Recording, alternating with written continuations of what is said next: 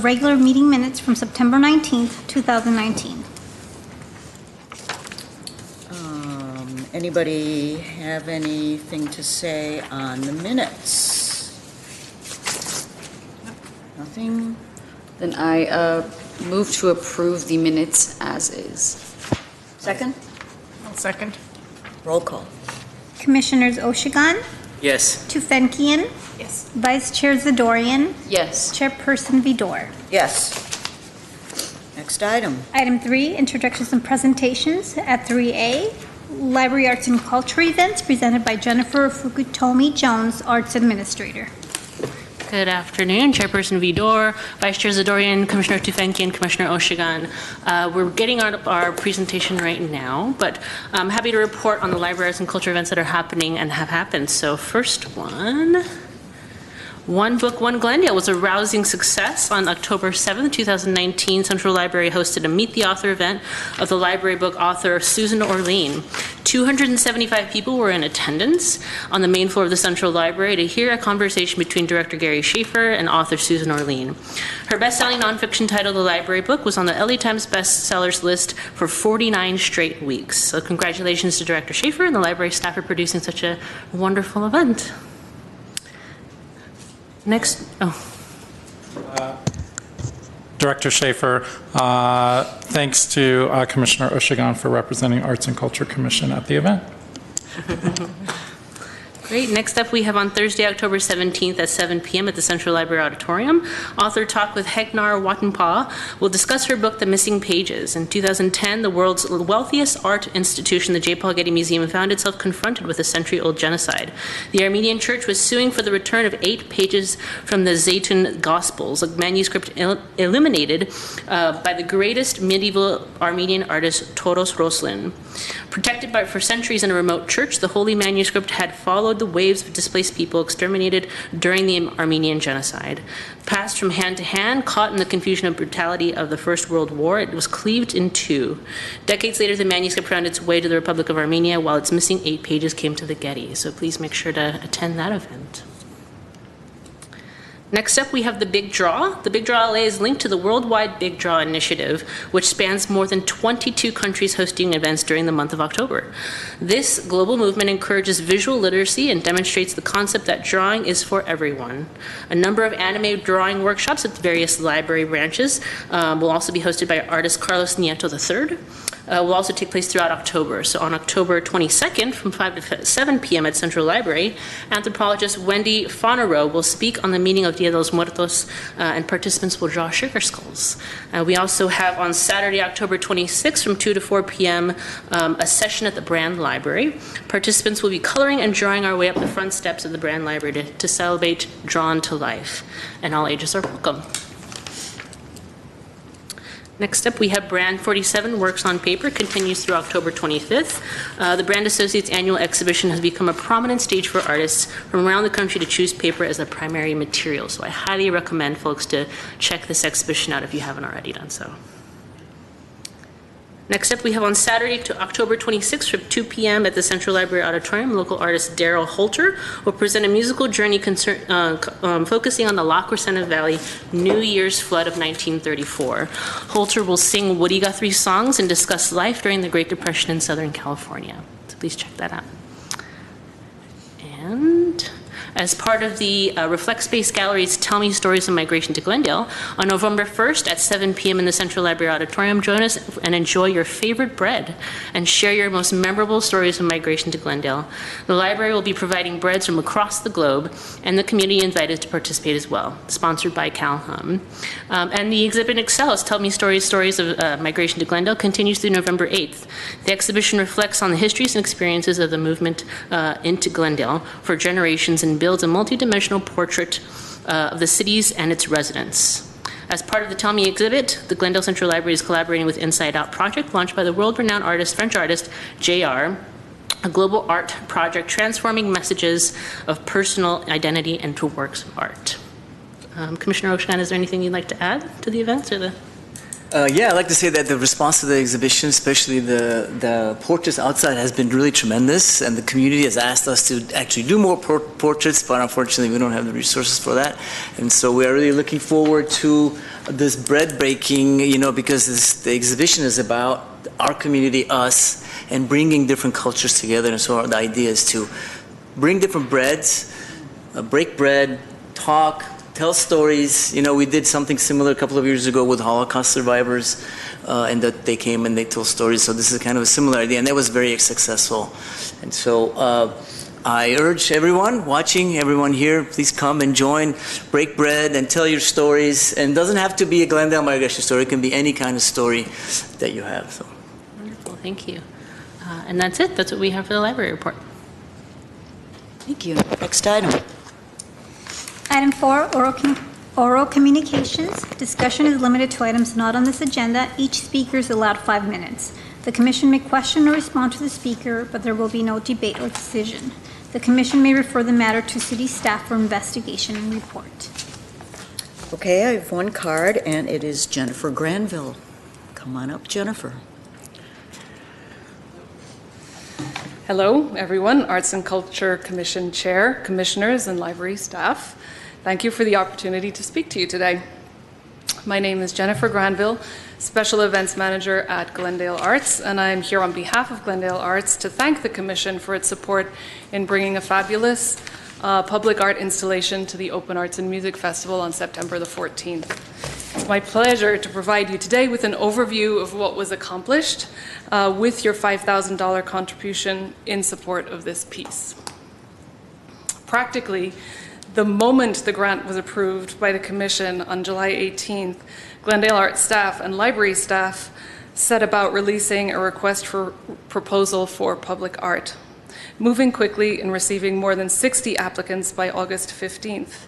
A final selection was presented to this commission on August 22nd, out of which artist Marco Pinter and a piece called Reflections was selected.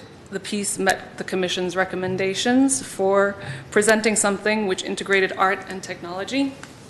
And as a thermal kinetic video installation, it captured this request perfectly. Mounting an installation of this type in such a short amount of time at an outdoor festival was not without its challenges. I'd like to take a moment here and outline 3 of them to see how they were addressed. The first challenge was addressing the need for a close to absolute darkness in the environment for the 3 hours of daylight during the festival. The artist, Marco Pinter, worked with the tent rental vendor to find the best possible solution for darkness during these 3 daylight hours within the budget, not only for the video effects, but also for the concealment of the equipment and cables. Once the shade hit and the sun started to subside at 6 p.m., this challenge was resolved. The second challenge was dealing with temperatures above 85 degrees, at which point the thermal capacity of the installation is diminished. A week before the event, the weather was forecast to be unseasonably hot, and the artist worked to find an air conditioner which could be mounted in the space and work through all of those things. Again, once the sun subsided at about 6 o'clock, the thermal capacity of the installation really came alive. The third challenge was crowd control and not overcrowding the piece and also not undercrowding the piece. After the festival kickoff at 3 p.m., we worked with Pinter to assign volunteers and information booth attendants to direct people to the installation, and we also placed additional signage on the tent walls. Again, once the shade came around, we actually had to bring stanchions to control the crowd because a line had formed, and consistently the line was going throughout the rest of the festival until pretty much 10 o'clock. The challenges overcome by Pinter demonstrate his real professionalism and resolve to offer guests the best possible experience of his work within the context of a quite unconventional setting. He has a PhD in media arts and technology from the University of California, Santa Barbara. His work integrating art and technology is supported not only by you, the Commission, but also by grants from the Interdisciplinary Humanities Center, the Santa Barbara Arts Collaborative, and the UC Institute for Research in the Arts.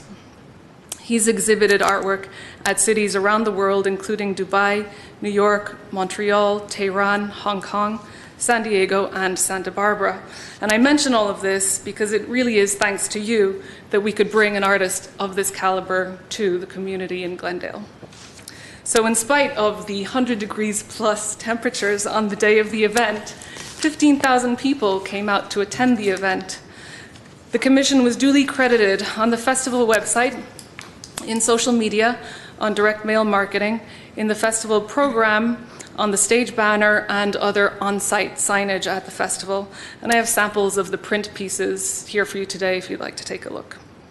We hope that you enjoyed yourselves at the festival and are proud of your contribution to bring public art to the community. It really couldn't have happened without you, and Glendale Arts looks forward to our continued support and partnership in future endeavors. The 5th Open Arts and Music Festival is scheduled for September the 12th in 2020, and believe it or not, we've already started planning for that. In the more immediate future, we're planning for the Illuminate Dinner on January 25th at the Alex Theatre, on the stage of the Alex Theatre. This dinner raises money for ongoing maintenance and support of the Art Deco Spire, the Marquee, and the Starburst on the Alex Theatre. So once again, thank you very much for your support of the Open Arts and Music Festival and generally for your support of the arts in the city of Glendale. Thank you. Thank you. I know we're not supposed to have discussions about oral communication, but does anyone have any comments or anything? Okay. Thanks a lot, Jennifer. We appreciate you coming and your comments and your feedback, too. We're all learning. And if I might, I'd like to thank Glendale Arts very much for coming. Often, not particularly this commission, but others, people ask for grants, ask for other things, and seldom do they come and thank the commission. And I just really appreciate that. So thank you. Not to mention having a lot of good detail available, too, so that we know what we're doing, or at least attempt to know what we're doing. Thank you. Okay, I think we're on to the next item. Item 5, action item at 5A1, report on the Beyond the Box application review and utility box painting. At A1, motion to note and file. Jennifer Fukutomi-Jones, Arts Administrator with the Library Arts and Culture Department, reporting on agenda item 5A, Beyond the Box application review and utility box painting. So Beyond the Box is a utility box mural project supported by the City of Glendale and the Glendale Arts and Culture Commission with funding from the Urban Art Program. There are currently over 100 painted utility boxes in Glendale. On August 13th, 2019, staff released the Beyond the Box utility box artist application through the Arts and Culture Commission's website. The call for commissions closed on September 24th, 2019. Staff received a total of 115 applications. 45 applications were submitted on behalf of Glendale residents. On October 3rd, 2019, Library Arts and Culture staff and a commissioner reviewed the submissions, and staff decided on 16 finalists for the October 2019 round of utility box painting. Of the 16 finalists, 6 artists are from Glendale. 2 artists are students from Glendale High School. Artist notifications were sent out on October 7th, 2019, and staff will be working with artists to paint utility boxes this weekend between October 18th and 2019. So in Exhibit A, you have the utility boxes that are going to be painted this weekend and the list of where those boxes are located. And I also wanted to just show samples of the artwork that are going to be on those specific locations. So first we have Broadway in Columbus, artist Dominic Caballo on the very top left. Broadway in Canwood, artist Susan Holloway on the right. Broadway in Jackson, there's 2 boxes. One of the large boxes is going to be Lai Shanmui Ito on the left, and Broadway in Jackson, the smaller box is Florencia Benesai. Next we have Colorado and Columbus, artist Richard Cerezo on the left. Colorado and Everett, artist Adam Tan on the right. Geneva and Glen Oaks have 2 boxes. One of the large boxes is going to be Ian Robertson Salt on the left, and on the small box is going to be Steve Seifert, which is on the bottom right. And we also have on Glendale and Chevy Chase, artist Steve Farrow on the left, top left. Pacific and Riverdale Drive, artist Timothy Robert Smith on the top right. Glendale High School has 2 boxes. The large box will be by 2 student artists. One is Elizabeth Sargassian on the left, and Hong Tran and Asa Yoshioka on the right. And then finally, we have a box on San Fernando and Western on the corner. There's two. So on the corner will be Amy Smith on the top left, San Fernando and Western, Miranush Davudi on the right, Victory and Western, Chad Messervy on the left, bottom left, and on Western and Glen Oaks, Hyun Din and Ruby Chen on the right. So those are the utility boxes that will be painted this weekend. We highly encourage commissioners and all people who are watching today to go and visit our utility box artists and give them some water and some snacks during their painting over the weekend. Yeah, I know that the Brown Act prohibits us from commiserating with one another, but it would be great if somehow we could coordinate, and for those of us who have some time this weekend, that we could hit up almost everybody, if not everybody, and not repeat. So maybe, I don't mean to make more work for you, but maybe you could give us some assignments. Sure. And then if we have a chance, we can get out and say hello, but not all end up at the same box at the same time. There's Clearly 16, coordinate. there's 4 of us, 4 16, four so per that's person. good. We could each do 4. Sure, absolutely. So- I do know that GTV6 is going to be interviewing the 2 student artists at Glendale High School sometime between 2 and 5 p.m. on Saturday, and I will be there with them. And that's to at help coordinate Glendale that. High School? Glendale High School, there's 2 utility boxes. Okay. But I can definitely send out That would a be schedule great. of tiered visiting. Thanks. Okay. If I could say something? Yeah. I was very excited to be part of the overview process of the utility boxes, but unfortunately, I was ill that day and I couldn't be part of it. And from what I saw, I think the staff made very good decisions, very good choices as to what to award boxes. But I think overall, I would say the work that we saw here is not that perhaps not that engaging, not that contemporary in terms of what kind of art is possible to do on utility boxes. And I'm thinking that maybe we need to expand our reach somehow and come up with a plan to try to reach a broader base of artists that would be interested in doing something a little bit different than what we've been doing in the past. So I think maybe a process. So right now we just have a call out, right, through the regular channels, and perhaps we need to somehow to expand that call, expand the base of artists who would be interested in this process. So you would like to go beyond the box? Beyond the box. So certainly, we can certainly look at that. My only thing is, like, we could post on Cafe or something, but certainly couldn't be national because we couldn't afford to fly people in to be painting them. Sure. But thinking maybe get more regional, get more beyond Glendale and beyond the area. So Why not? So we don't post. Sorry, they want to post this on Cafe. This is just done. this was not. No, not posted. I mean the So- cost for Cafe. It's about $500 per call. Yeah, per posting. So, and we've tended to get lots of applicants. So, the feeling was that we didn't necessarily need to post there. Would you be willing, like, maybe we can look at alternative places to post, both within, make sure we get it across the arts community in Los Angeles as an opportunity, maybe work with even LA Unified or in addition to GUSD and others. Sure. And, Yeah. And since we want to minimize the effort to get it, so if we have Cafe, it's already set up. I would be okay with Taking the $500 to post there. Yeah. I mean, Okay. I think we can certainly consider that if the chair, Does anyone else? I do. So Ara did not get to make it, but I did have the opportunity to sit in on the meeting and give my recommendations. And I have to say that was a very fast meeting, and I'm thankful to Jennifer for making it so organized. I got in and got out within 30 minutes. But I did notice that a lot of these artists have, they're kind of recycled through from the last few times that we've done the Beyond the Box program. A lot of them submit multiple times, or they are artists that have worked on Beyond the Box, on box programs in other cities, which is great because you have experience. But I do like the idea of diversifying and more outreach. I love the idea of using student art. So if we can do more, I think we discussed this, more outreach to the schools and the art programs in the schools and seeing what they can come up with, because that's a great way to engage younger generations and young artists and make them feel comfortable to present their art in Glendale and that they have somewhere to have their art displayed.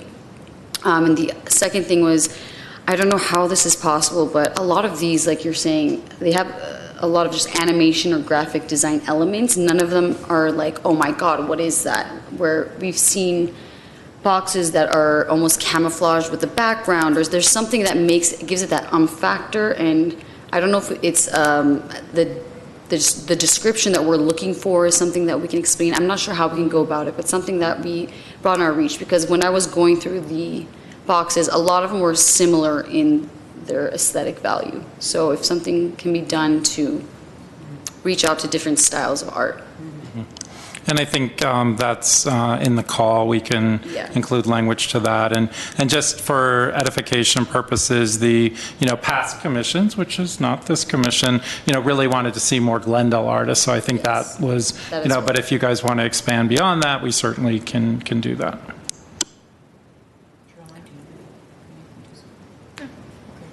I agree with my colleagues, and I was thinking that we've talked about the box program a couple times in terms of change. Oh, I'm sorry. Yeah, changing. Yeah, it's on. Changing it up a little bit. One of the things that we considered was creating some neighborhood tie-in, where there's a theme running through a certain number of boxes that are located in a specific neighborhood, and do it that way. So we call on a theme, or we could do like what Gary Schaefer and I saw in Culver City.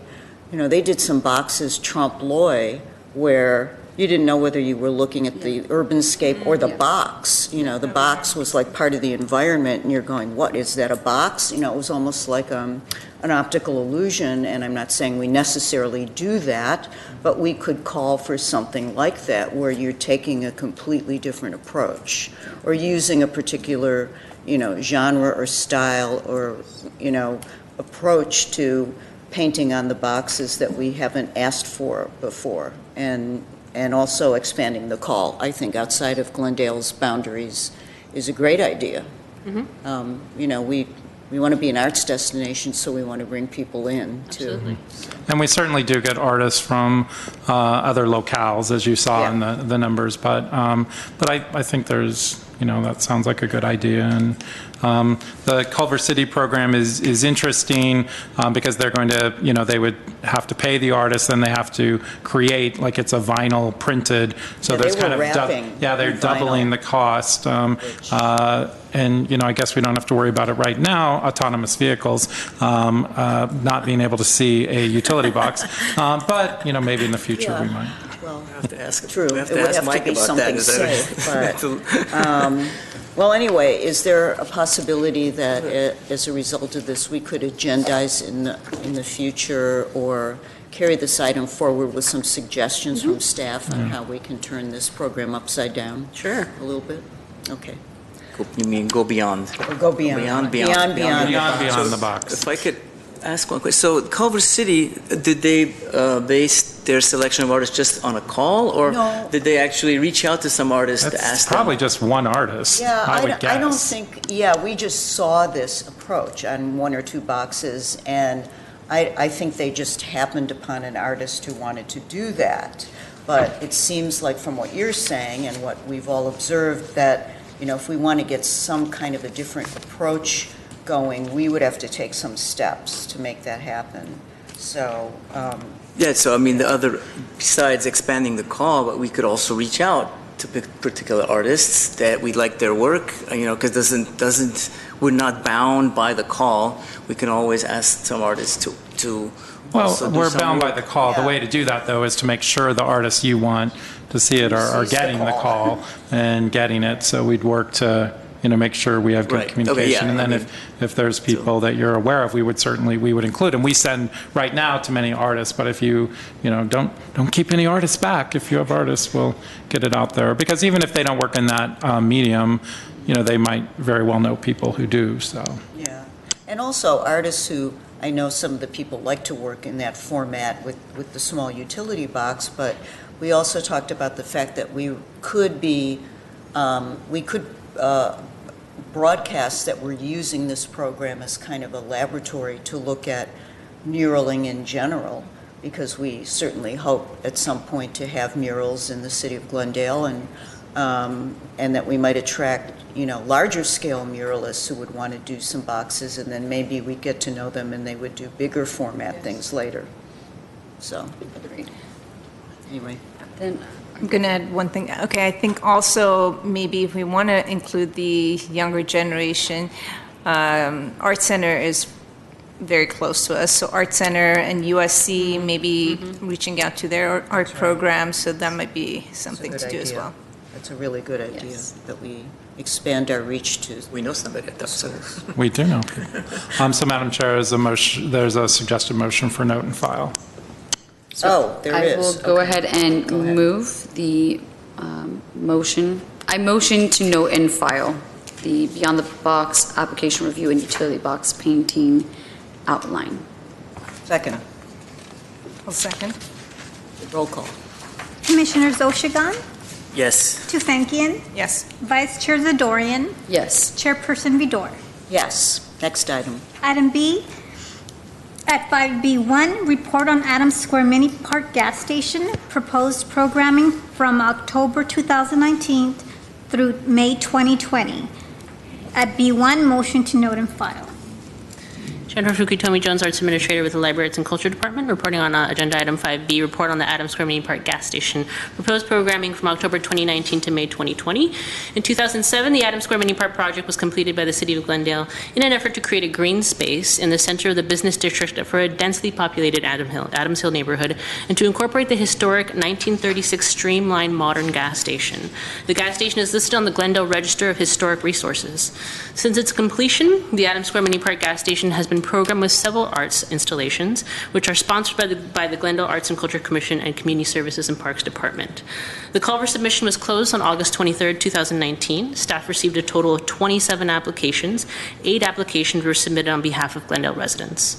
On August 28, 2019, Library Arts and Culture staff and 2 commissioners viewed the submissions, and staff decided on 5 finalists to program at Adams Square Mini Park Gas Station from October 2019 to May 2020.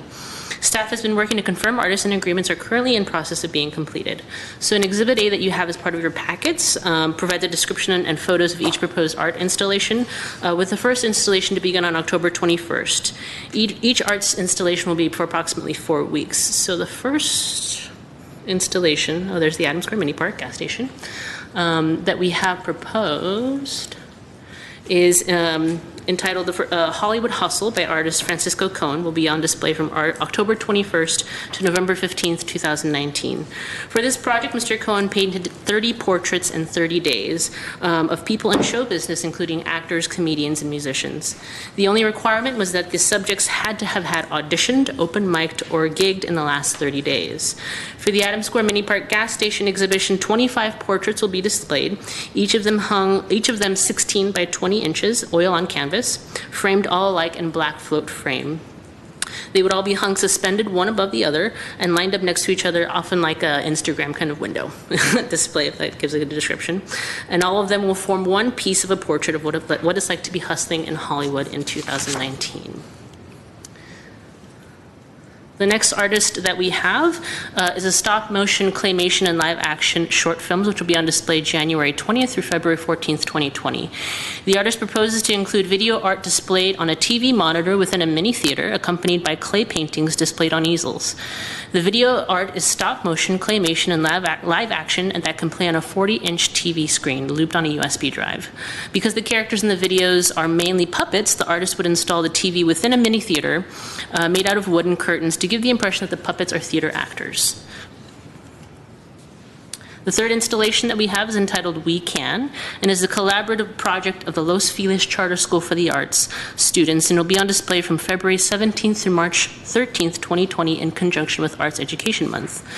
The work in We Can is the result of a 3-month social practice project with 5 to 12-year-old students at Los Feliz Charter School for the Arts. Taking inspiration from the artist process, students created several communal weavings and a life-size abstract sculpture made out of recycled and non-traditional materials such as fabrics, shredded paintings, wire, yarn, and other discarded items. Next, we have Spindle's 100, Hers, A Tribute to Women in Nature's, 2017 to 2018. Will be on display from March 16th to April 10th, 2020, in conjunction with Women's History Month. Spindle's 100, Hers is an installation involving 100 suspended textile sculptures. For the project, the artist created contemporary shapes that suggest tree seed pods, chrysalises, distaffs, and spindles, or old instruments used for spinning of natural fibers. They symbolize life and time, as well as exclusively feminine work made by hand. Handprints are both universal and individual, and demonstrate memories of touch and of our collective unconscious. The project is essentially about nature, women, community of women, empathy, life, blood, project work, courage, pain, and compassion. The spindles are made with acrylic paint on white sewing pattern fabric, cotton, and each spindle measures about 17 by 3 by 3 and weighs about approximately 2.5 pounds. And lastly, we have an exhibition called Destinations, which will be on display from April 13th through May 8th, 2020. Destinations is an installation of 15 art quilts, which depict vacation destinations in California and beyond. And the quilts are various sizes and are made primarily in woven cotton, and each weighing about 1 to 3 pounds. So those are the 5 installations. Thank you. Anything? Comments? Very nice. What goes on between November 14th and end of the year? So the Adams Hill Neighborhood Association programs that space specifically for the holidays, so we're kind of dark on those days.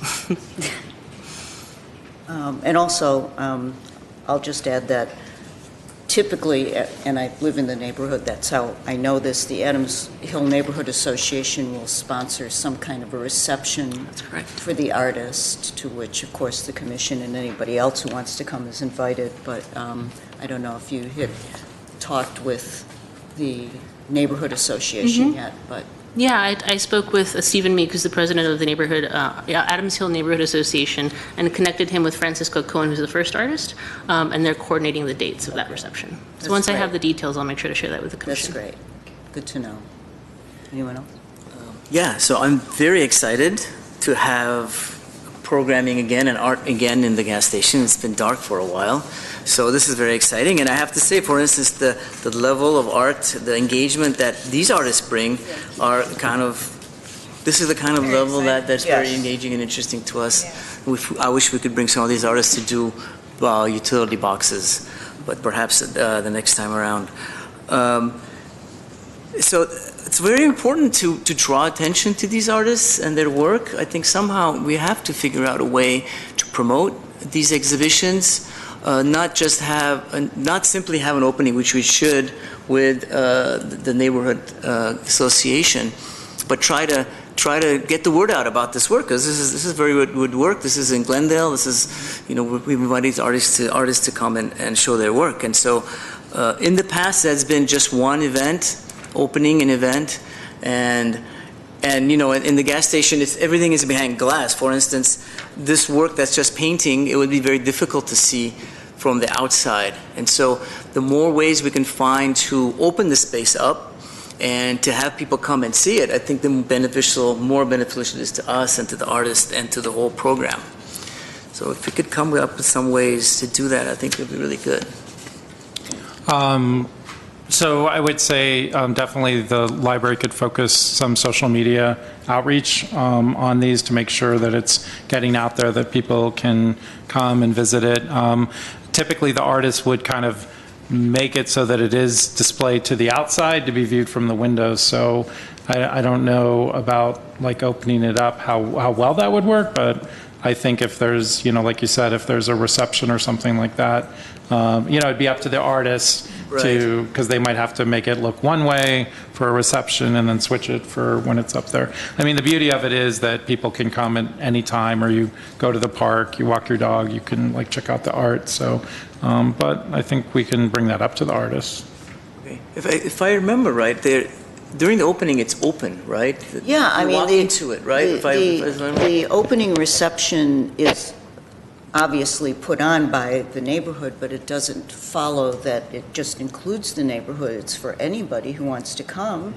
And certainly the commission, I think, could double up with the neighborhood association and do some additional publicity through Library Arts and Culture on that to get people to show up. Is I that think okay? that would be nice. Okay. Gary, Yeah. last time I think we also discussed having some kind of information Yes. inside, so is that going to happen, and how would it look? Yes, so we are working on the verbiage of what it would look like. That I think we discussed during the panel that we would have a one sheet on a kind of display.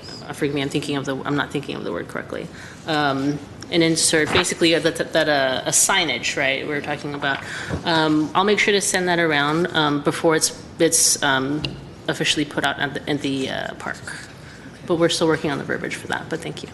So I was able to also sit on this committee, and I'm so excited because I remember when me and Caroline were looking over these, there was a lot of good options, and it was exciting to have to choose from so many great options. And I love the 5 that we came down to because of the diverse background stories, the artists, including these children, including women and empowerment, quilting. I mean, it's got everything included.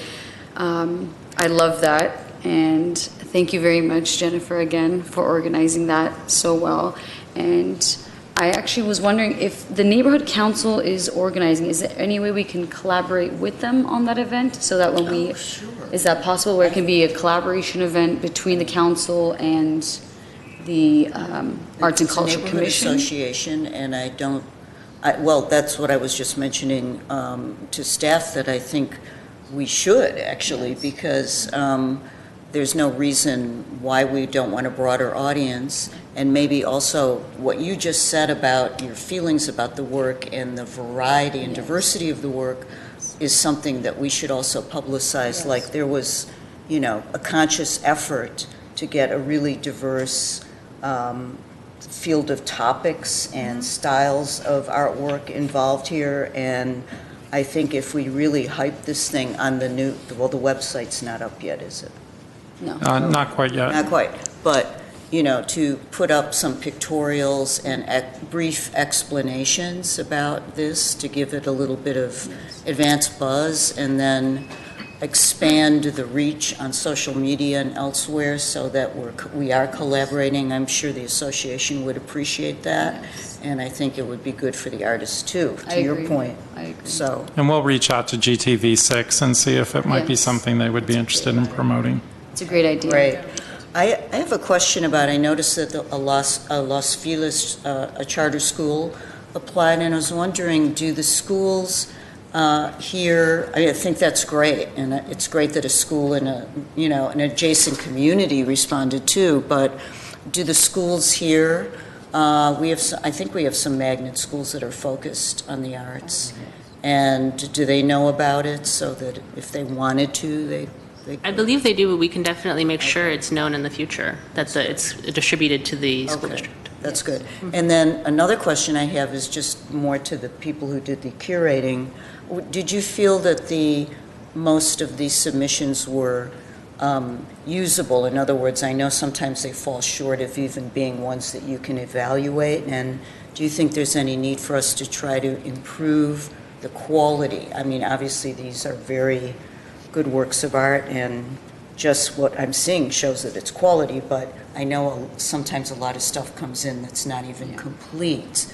So, What do you think, Jennifer? how do we feel about There that? were a few that were obviously incomplete. There were a few that were not going to be well utilized in the space, and we felt that it wouldn't look good in the space. I'm sure Jennifer agrees. And Jennifer actually is the one that cut the list down to what would be possible and manageable and what would look best. So she already did the hard work for us. So when we looked at it, we saw the creme de la creme. And we also did look at the options that she did not choose, just to get a feel of what other options there were. And even from those, we ended up picking one, the Claymation live action short film. We saw this and we said, no, this is a great option. Let's include this as well. So there were, even from those that we thought might not work best right now, I think we did say that they could be recycled into another cycle of this project, I'm sure. Okay, that's great. Okay, well, is there anything else? If not, we'll go on. A motion to note and file. Oh, note and file. I motion to note and file sorry, regarding the Adams Square Mini Park gas station proposed programming. Second. I second. Roll call. Commissioners Oshagan, Yes. Tufenkian. Yes. Vice Chair Zadorian. Yes. Chairperson Vidor. Yes. Next item. Item 5C, report on the request for proposal RFP, Glendale Art Walk. At 5C1, motion to note and file. Jennifer Kutomi Jones, Arts Administrator with the Library Arts and Culture Department on agenda item 5C, report on Glendale Arts Walk RFP. There's no presentation for this. So the focus of the 2019-20 Arts and Culture Commission Work Plan is on public art installation and cultural program implementation throughout the city. At prior meetings, the Commission has expressed interest in a signature art event that would showcase regional artists and performers. Staff has drafted a request for proposal Glendale Art Walk to hire an experienced consultant who would design, organize, and implement a one-day event. Collaborating with artists and arts organizations would build upon the vision of a dynamic downtown area for residents and visitors, and having the event is not only a means of creating a cultural draw to tourists, but also a way of establishing Glendale as a cultural and arts destination. So Exhibit A is the actual draft that we have for the request for proposal Glendale Art Walk, which will be released ideally on October 21st, next Monday. Okay. Exciting.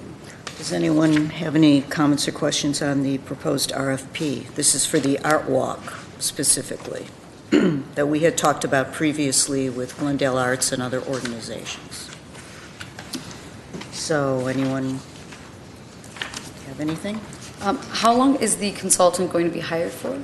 So ideally, the RFP would open in October. We would close it in December. Ideally, we would contract the consultant in January, and then the art would take place sometime in fall 2020. You're talking about this October, as in this month? Or This next? October, the RFP would be released. Okay, Okay. that's Anyone great. else? Okay, so can we discuss these? Yeah. Okay. Yeah, that's what So, You're I taking just- changes and modifications, or? Really looking for just, directional, yes, spirit, did we capture the spirit of it, suggestions in that, I had a couple of questions. First of all, I wanted to see where it's going to be advertised, how are we going to, who the reach is to, and then also a few other details that I wanted to discuss. Right. So I know there's a kind of cafe-similar submissions called Plan Build, which we can look into where it's specifically for planners and event planners who do this type of work. So that's something that we were interested in looking at. We'll definitely make sure to contact all of our local folks who are do this type of work and make sure they're apprised of the RFP and make sure it's on their radar. Okay. And then going through this, I think there was a budget of 40,000? So I was just wondering how you came up with that 40,000. The 40,000 is per the 2019-2020 work plan, I believe, and it's I don't have the work plan with me, but it's specifically for an art-specific event. The commission has decided 40,000 for an event, such as this size. And that would include, what would that include? That would include everything that's included in the budget, so that would include a consultant's fee, all production materials, all marketing and promotion as well. Is that going to be sufficient? Is that Yeah, going to that be? doesn't sound, And marketing as well? So the marketing would have to go through? Yes. And then I also read that there was a possibility of having the Glendale the bus go up to Brand, and that would come out of that budget as well? No, well, we're still in the process of working with it, but the 40,000 was based on the 2019-20 work plan that was established as part of the commission's work plan. So that's the number that I worked with for the RFP. So I had a question. The art walk is going to be considered, is this not similar to the art, what was that event called before? Where they would take bus shuttles from gallery to gallery? oh, the open studio. That was tour. the open studios, studio. So that's yeah. a tour, which is, This is real local. so this is localized, correct? So there's not going to be that much traveling around. And I did see that you wrote, if feasible, to have Artsakh Avenue be the central location. So do we know if that is feasible, or are we directing the consultant to figure this out once they're hired? That is definitely a goal, especially to emphasize the downtown arts and entertainment district as Artsakh is a focal point Yes. of the art walk. So we don't have any legitimate research as to if it's actually going to happen. It's possible, those storefronts, it's capable. Capable, possible. I mean, they could be leased between now and then, so, but the goal is to do that. I mean, you also are aware that the city is looking at a project there. I don't think it's going to start by that time, but obviously if we're under construction, it won't be taking place there. Yeah. And this is for an event so far, once a year until we figured it out, and then once a quarter is, I believe, what we discussed. Yeah, it would be, this was meant as kind of a pilot event, and so it would be, then afterwards, you guys would discuss if you wanted to do it more. Anyone else? Yeah, can I say something? Go ahead. Yeah. So I think this does capture the description, the project background, overlay, everything that I think we discussed and the kind of art what we wanted. So very happy about that. Very well done putting it together. I would also very much, like Caroline said, I think a bus to brand, I think would be really something that would be very important to connect brand and make that part of Arts in Glendale. As well, as was mentioned, I think it's really important. It was specified here that Artsakh Avenue could be a site for public art or something of that sort that would then connect all these different spaces together. I think that would be great, and that would be ideal. And I think we could even work with, city as far as, procuring a bus or something like that to help with costs. My only worry is, you've all driven up there, and it takes a little while, so you're basically saying, I'm saying goodbye to the art walk, and I'm going to Brand, because you're not going to be able to do much else. It takes, as close as it is, it still takes a half an hour to get up there just with the streets. So we're certainly open to that and can look at that. But, might we want to think about doing like a separate event at Brand and having something up there and then focusing on the art walk? Just something to consider. Or it could be something that it's, they visit at the beginning of the tour and then they come to downtown, or vice versa, start in downtown and then end the day in Brand. I'm a little confused as to how Brand came into the picture. Well, it's such an important part of arts in Glendale, so I think it would be important to have. But wouldn't that be the tour, though? That's so. I thought we were discussing. Someone please correct me if I'm incorrect. I thought we were discussing the art walk where it's in one central location. It's not going to be the art tour yet. And then once we expand, we can move on to a tour and a presentation, awards ceremony, and whatnot. Am I correct in saying that? Right now, we're just talking about the art walk, which is a one-day, 4-hour event in one central location. We are talking about that. I don't think there was an art awards thing. No, that's the bigger picture moving forward in a few years to make an art week, which is the plan. Yeah. You can have an art walk and have people be bused, like Pasadena, right? They have, you can go to a You're saying number to of bring galleries. people to us, is what you're saying. I'm a little confused. No, so you go from Artsakh Avenue, for instance, you take a bus, you go to Brand, you tour Brand, and you come back. But that's a tour. Well, it's like... It's not a walk anymore. It's a walk or a tour, but basically to have all the arts institutions in Glendale involved. Connected. Agreed. So, rather than, It's kind of a hybrid thing. Yes, It's kind of hybrid, I but totally agree that we should do that. It's a great idea. I just thought the art walk will be an event where for 4 hours, it's people that can, let's say a woman with her stroller with her baby in it, you're just walking from storefront to storefront and hanging out in that one area. It's also kind of to revamp Artsakh and make it, get people engaged with the location, make it so artists have somewhere to present their art in the storefronts or public art installations on the actual promenade, something like that. I thought that was the point of this. It was like walking from place to place to see lots of art in one small area. But I think it's not just about Artsakh. It's about Ace, it's about Roslyn, it's about, So they would be all the taking different- part. The thing is that they're supposed to bring their art to the location, not rather than people going to their area. Okay, no, I was thinking that it's something that they go to all the different institutions. No, that would be the tour, which we Right? used to have. I think just to, I think, so I think this is different than a tour where they're driving around, but I think what Caroline is saying is those places are all within, and correct me if I'm wrong, are within a walkable Yes. area. Yes. So keeping it walkable is an art walk, and then it's really just, I think in the way the RFP is written, it's been a while since I looked at it, it's kind of like, kind of gauging the feasibility of including brand, and it may not really necessarily be feasible, or the consultant may recommend we not do it. Now, if we say we absolutely want to do it, they're going to do it. But it's just, we should at least listen. So brand is still on the table. Know that Library Arts and Culture isn't feeling like we must include brand. It's like, that's up to you all. Because it's the only one that's an outlier at the moment. Yeah. The rest are kind of Because I think we were pretty looking at the walkable. proximity Okay. of Alex Theater, we were Yeah. looking at the proximity of Antaeus Theater, Ace 121, other galleries that might be in the area, as being walkable. But up to you all, too. So Because if it's only about art stuff, then it would be an art fair.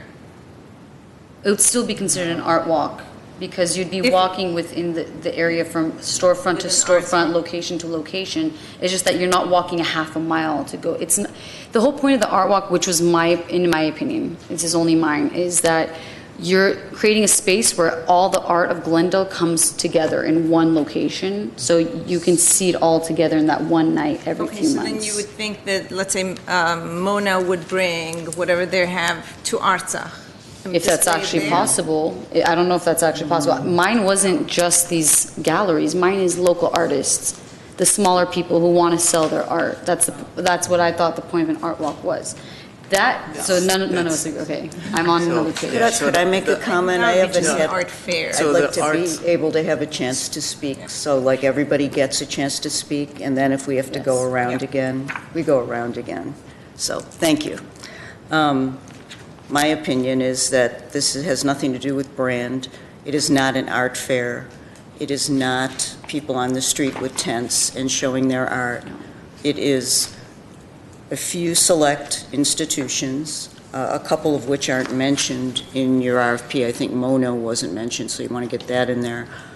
And the spaces that are empty that can be populated by people's art, and that art would be curated.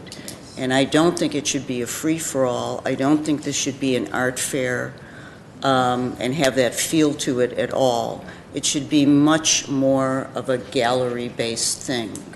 And as high as quality and as little as possible to make it, it sounds like we want the most, but I think it should be at the beginning as little as possible and focus on the quality and the impact it's going to have, rather than, but it would never be art all over the street. That's not, that's just not a good idea. We can go anywhere to see that. We need to do something different. And I think curating art is the best way to go. Now, if we want to curate art from local artists, that's great if the curator selects them, but I don't even think it should be limited to Glendale. If all the artists in those temporary spaces are from somewhere else and those are the one that merited, that's who's going to be in there. So, okay, that's my opinion. Now we can start over. Go ahead. Yeah, from my understanding of Art Walk is that you visit these institutions that have been listed here, and I guess you didn't list the commercial ones here in the RFP, but, Roslyn should be in there, Tufankham Fine Art should be in there, Mona should be in there probably, but maybe you don't want to list the commercial art galleries. But I envision it as just walking with a map, different places. Antaeus would do something, you walk and you watch them to perform something and you leave and you go someplace else. Only thing that we could also, what is the wording on here for the storefront? So the thing that could be added that the person, the consultant would curate is the storefront on Artsakh Avenue, the gallery space basically, and then it would be open for the whole time during the art walk. And so that would be another thing that could be visited. And clearly we want art at the highest possible level. The previous show we had in there that I thought was really good during Tech Week. So that space could also be added to be used. And brand, then I guess we'll have to see. I think it's a budgetary thing for me, brand. But Arlene, who is the utmost supporter of brand, saying no this time, so maybe I should reconsider my opinion. It's just not practical. I think there's a lot of great stuff that happens at Brand, and it certainly gets a big audience for everything that happens there. But this is putting it on an art walk where you're walking around isn't going to work quite yet. So, maybe when it becomes more like art night in Pasadena and there's buses and you're going all over the place, that's one thing. But right now, I think we need to work on establishing arts venues. Grand's already an established art venue. And the best way to do that is, and that brings me to a specific point. I know nobody likes these specifics, but I thought maybe we could change the initial background and description to take language right out of the urban art program plan, where it opens with the city of Glendale aspires to be an arts destination in the LA area. I can read it, but basically I just copied some language out of the urban art program plan, and it also talks about, the thing about the Arts and Culture Commission sounds a little bit vague, and what it says about the Arts and Culture Commission in the urban art plan is, as community stewards of the arts, ACC is responsible for advising City Council on the use of the city's urban art fund and recommending how the city should invest in the arts. So that kind of, takes language right out of our strategic plan. And then, I think the destination thing is a really important thing to mention. And then on the reflect space, where you talk about that, I was wondering if we could change that to say that reflect space, blah, blah, blah, downtown, is a hybrid experimental exhibition space designed to artistically explore and reflect on human rights and social justice issues, rather than getting... So where are you pulling that language from, just so she can access it? That one I made up myself. The one about, I can give you the pieces I pulled out of the urban art program plan, but on the reflect space, where you describe the different spaces, I just thought there was a little too much detail about humanist atrocities, genocides, and that we could just say human rights issues and social justice issues.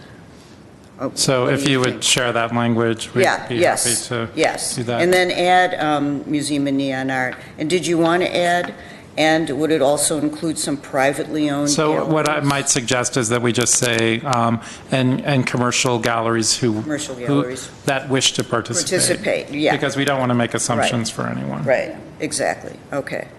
And then where you talk about expanding it, maybe we could clarify that a little bit by saying to expand the, that's the third paragraph, to expand the scope of the walk and make it, in the future, make it a periodic occurrence. So it's not just making it bigger, but we want to do it, every quarter or, depending on how it goes. Excellent suggestions. Thank you, Commissioner.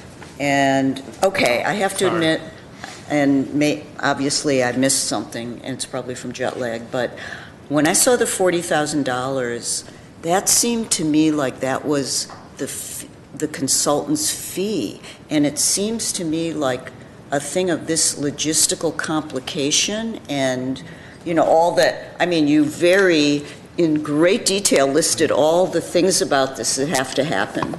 And the word consultant will pay for is there like 17 times or something, so there's a lot of budget for the event itself. So shouldn't we say, separate the two, that the person who we hire is going to get X amount of money to do X, and the budget for the event, it almost like it has to be separate. So unfortunately, Commissioner, we can't discuss budget. We would have to table this for another meeting to go into that. Well, I know we can't discuss it, and maybe we don't even put the budget in, but we say that the consultant who's being paid $40,000 to do the job would develop a budget for the event. So because it's $10,000 an hour. $10,000 an hour? It's a 4-hour event. Oh, $40,000, okay. That's interesting. I didn't know that that's where that came from. No, I'm just pointing out. I mean, Sorry. If you guys want to do a public comment. Yes, we can always open the public hearing if anybody wants to make a public comment, but until then, we're happy to do it because it involves some of you. But it just seems like we're under by not saying that a budget will be established, and maybe we don't know what it is, but that's part of the consultant's role to figure out how much this is going to cost, and then we have to deal with that, because I just can't imagine that $40,000 is going to cover this person or firm's fee plus the expense of running this event. And we definitely want to attract the highest level, highest caliber, and we want to Of consultants. consultants and produce the highest level of art walk for the first one and for the second one and forever. But we want to produce the best thing, and if the budget isn't there, then it's just going to be something that's put together and. So what we could do is, label that up to a $40,000 budget for a fee, and then part of their job is, the chairperson said, is, to come up with a budget, beyond that. So, if you'd like, I mean, that's still staying within, what we're talking about. So, does that seem like? Because someone may propose the entire 40,000, someone else may propose 30,000 or 20,000. Right. So, but I mean, up to, that's the ceiling for that, if you feel. My only comment about, I'm not saying it's going to, cost, the $10,000 an hour is more like, we are doing a 4-hour event and just reminding us, do we want to spend, $10,000 an hour, for 4 hours. It wasn't that there aren't costs involved and all kinds of different things. Well, I mean, Jennifer, I don't know who came up with all the things that had to be paid for. There was a lot of mention of that the consultant's going to have to pay for this and this and this and this. And it seems like it might be a good idea to say that the consultant is going to develop a budget for the creation and execution of the event and ensure, of course, that all the invoices are settled properly.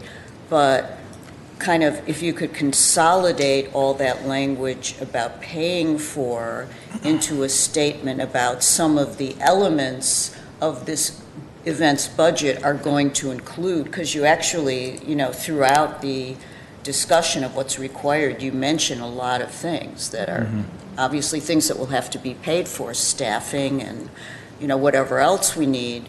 So I think somehow those two need to be separated, and putting the onus on the consultant to develop the budget with these particulars in mind. And if they're good at their job and they know what they're doing, they would know all this already anyway. And those are fantastic notes, and I do want to say the reason why there was the focus on the 40,000 was that was part of the work plan. The work plan budget was established before I came, but I wanted to stay in alignment with what the work plan and the commission had established at what this event would cost. So that's why there's the 40,000. So we put that together, we put the budget forward, and so I'm saying a collective group, all of us, and so obviously if we're going to go beyond that, then it's just we're going to have to be taking from other areas of the work plan. But I think we're okay. You and I as long as the looked person reading the RFP and thinking they'd like to apply knows, oh my God, they're going to pay me this amount of money, and then I have to work, pay for everything. Well, it I just mean, it you seems have to remember, discouraging. You have to remember, the venues have people there already. Like, for instance, Reflect Space will have its curators, Glendale Arts will have people there greeting, and TIAS will be doing things. So the consultant is not curating any of those spaces. They're there to be visited. Right. Right, so I think you have to remember that. But if there are spaces. But there are no spaces except the suggestion on Artsakh Avenue Yes, that will be right, curated. That's those. the only one storefront, right? I So. thought there were two. No, there's only one storefront. As far as, that's the only one storefront that is available to be used, as far as I know, from economic development. But there's two, but only. Okay, so maybe we can figure that out. Okay. So it doesn't seem to me. The only thing that worries me here is the marketing. That's part of the consultant's responsibilities. So you could spend $100,000 on marketing, you could spend $1,000 on marketing, right? So, one other way, so perhaps the suggestion that a new budget or a budget could be suggested, it makes sense. Another way of doing this to make it a little bit more flexible is, making marketing, taking marketing out of the consultant's responsibility, and either providing another budget or providing staff to help with the marketing of it, right? An excellent suggestion, Commissioner, but unfortunately, the way the ordinance is crafted, we can't spend money on marketing out of the art fund. Or It's the art not- fund, we can't? We cannot. So that's one reason to put it, the onus on the consultant. We can certainly Okay. suggest GTV6, the library can do social media, but to do like a full marketing, the art fund can't do marketing.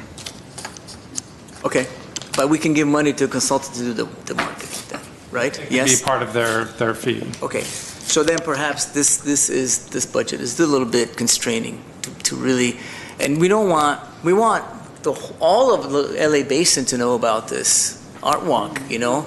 We want to start, huge step, the first step should be really big and should be really impressive, you know, such that in the future we can develop into the art nut like Pasadena. That's the vision here, right, every year. So, do we have to summarize it all? What? No. No?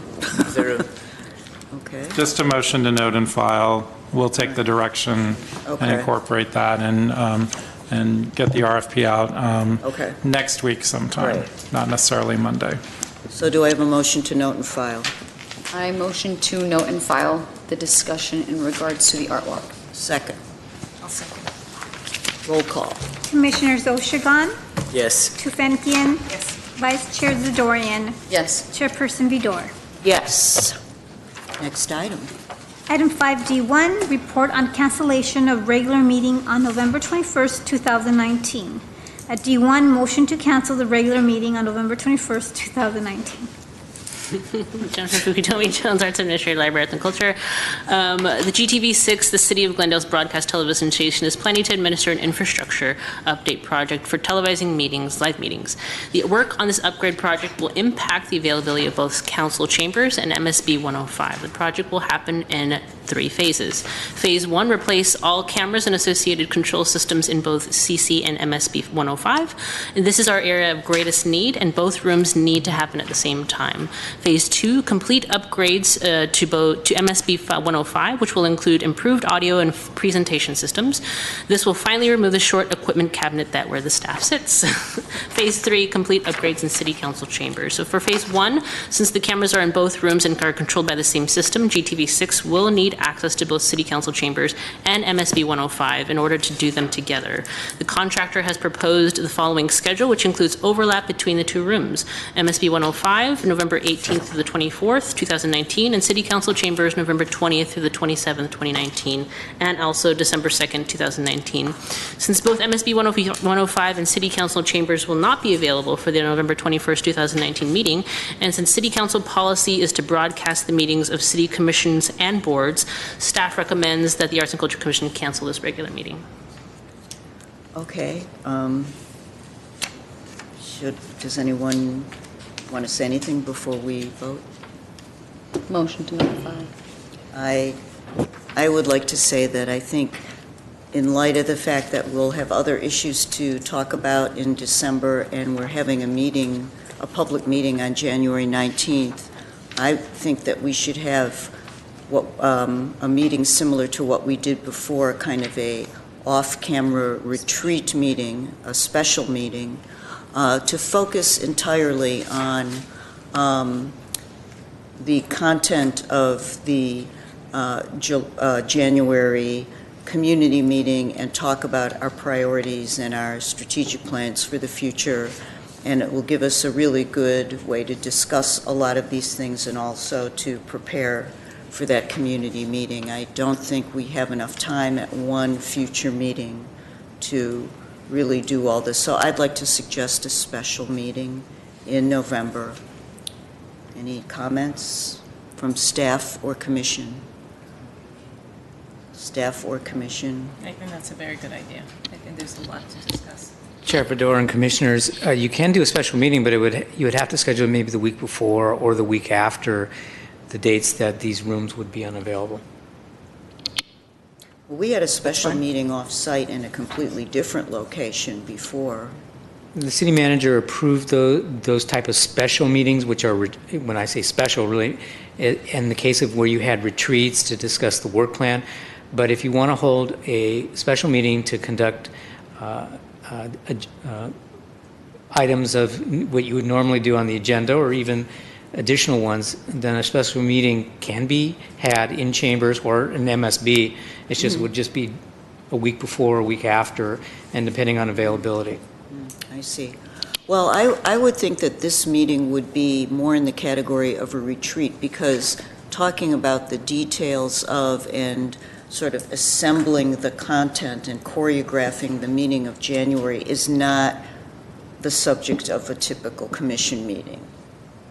It would be, on a regular meeting, it would be an item that would be agendized, and you would have the opportunity to discuss it, so. Well, It the would- same could be said of the work plan that we did as a retreat, so I don't understand why this couldn't be the same thing. Well, we'll let the director of library consult with the city manager about it, and we'll report back to you. Yeah, I mean, it basically, that kind of meeting would have to be approved by city manager, so if you would like, I can inquire and look at that. The problem with the following week is that that would be Thanksgiving Day, and I will not be able to attend. Well, is there I another will be date we eating could turkey. find where the meeting is a special meeting and it's just focused on the priorities and I mean, I would think it would be a terribly kind of mundane and super detailed televised meeting to have anyway, and that it's really more of a retreat, but I mean, we could do a meeting the week before if chambers are available to discuss those things. okay. Could I get comments from the other commissioners? I agree. I think the last time we met together was to discuss the work plan. I wouldn't mind getting together to kind of recalibrate as well and discuss where we are now in the work plan with amongst each other. Just discuss. There's not going to be any voting being done, obviously. Like today, the art walk, like if we discuss that together, there wouldn't be any miscommunication and misunderstanding. So I think it's a good idea. I agree. I agree also. I think maybe we could do it the first week of December, if necessary, and then a couple of weeks later we'd have our regular meeting and we could, vote on things if we decide that it's necessary, or have, that's possible too. So I'll consult with the city manager and see what we can come up with, Okay. and then get back in touch So with it's you. it either would be a retreat or a special meeting. Right. Okay. Thank you. Okay. Then I move to note and file. No, it was just, Oh. it would be a motion. We do need to cancel the regular meeting. Okay, because motion to there's- cancel the regular meeting on November 21st. Second. Okay. Roll call. Commissioners Oshigan, Yes. Tufenkian, Yes. Vice Chair Zadorian, Yes. Chairperson Vidor. Yes. Next item. Item 6A, 1, 2019-2020 work plan progress at A1 Marketing and Outreach. Jennifer Fukutomi-Jones, Arts Administrator with our Library Arts and Culture Department. On December 18th, 2018, the City Council approved the 2019-2020 work plan for the Arts and Culture Commission as appropriated funds to accomplish activities detailed in the work plan.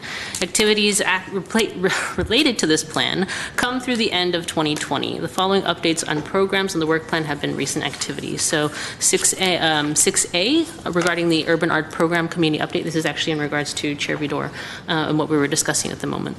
So this is a discussion item. Okay. So the discussion relates to priorities. We did it so that the community meeting we would talk about the content of what that meeting would be, and Right. that which would dovetail then to the 2020 priorities. Okay. And per your request, we checked availability of the Central Library Auditorium. It is available and it is booked for that meeting. Oh, great. I think, despite the fact that Brand is an arts venue, I think central location is probably more important. So, So what was the date on that? pardon? January 9th. January 9th. January 9th. Okay, that's great. So we want to have a discussion about the content and approach to that meeting. Yes. So would anybody like to start by talking about how we envision this meeting being something that is a useful communication tool with the community?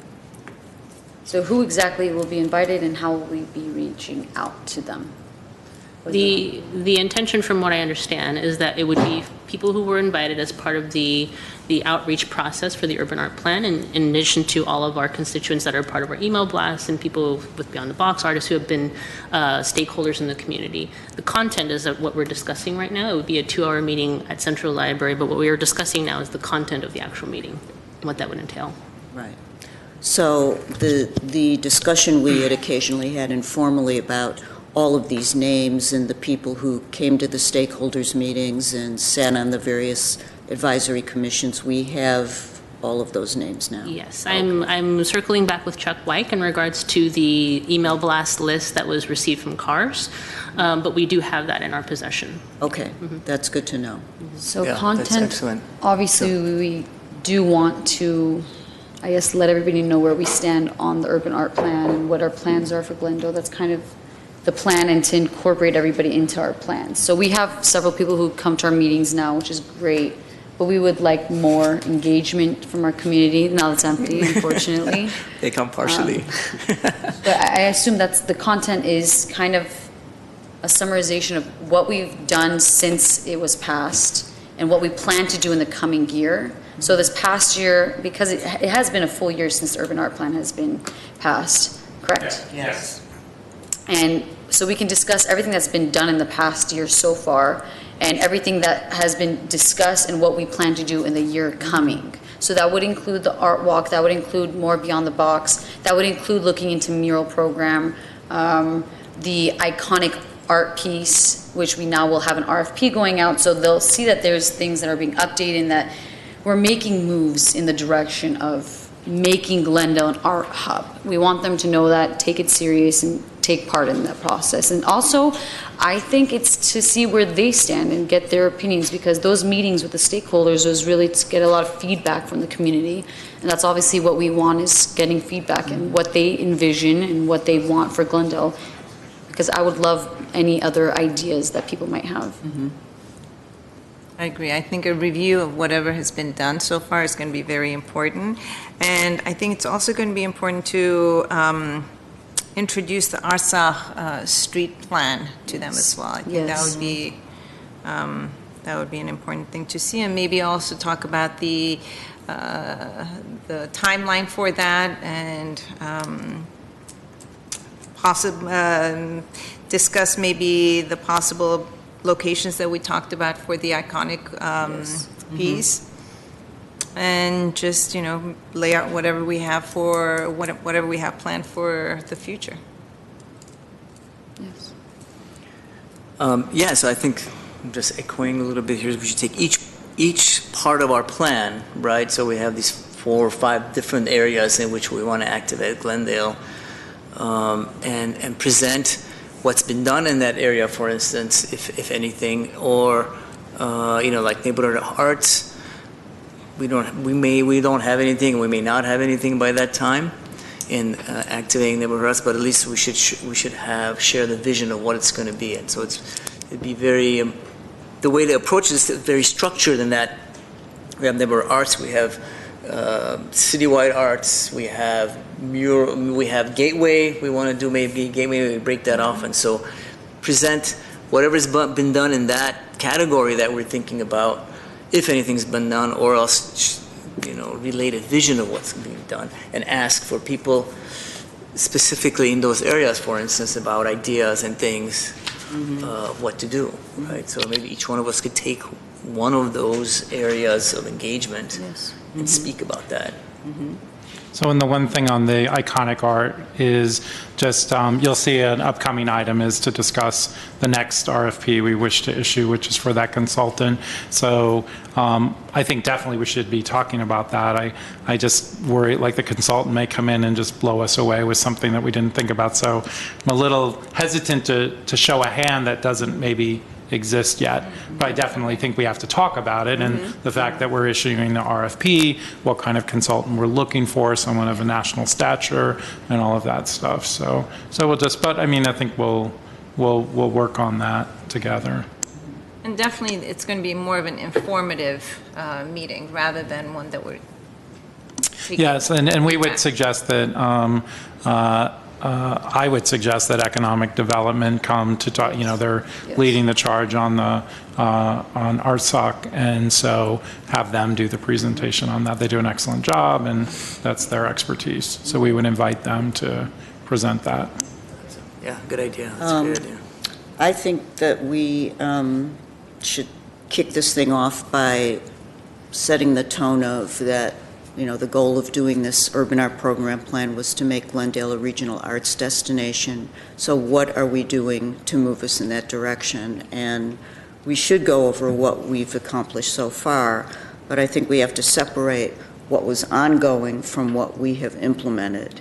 Adams Square, Beyond the Box, the Plaza Series, 222 East were all ongoing programs before, and we're continuing them, and maybe we're even making improvements. We're adding more money, we're coming up with new ideas, but we then have to get into where we think it's important for us to be going next, including what we've done so far with our temporary art and with the pieces that we've commissioned, but then really get into, and this is where, the strategy comes in. What people, I think, would be interested in is how we're going to change the face of Glendale, and that speaks right to the iconic art and the idea of the art walk, which you're right, we can't really talk about something as if it's a fait accompli when it hasn't happened yet, but But I mean, we're taking definite steps towards that.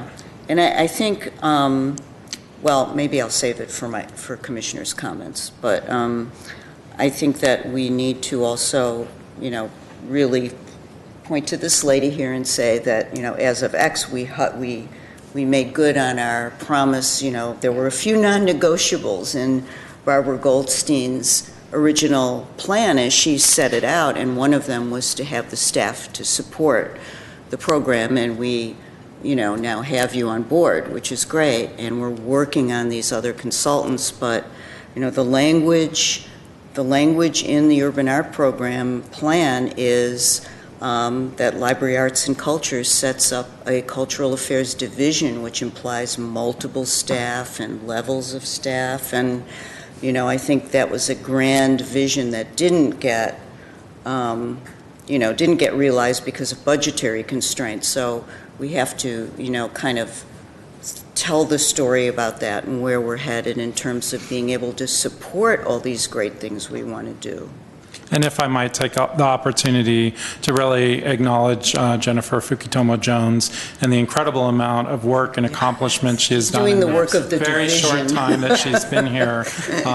We have RFPs going out right and left. Yeah, we have artist calls. We have things happening. So I just really personally thank her so Yes. much for all she's doing to make our Glendale an arts destination. Thank you. She's the division, yes. Absolutely.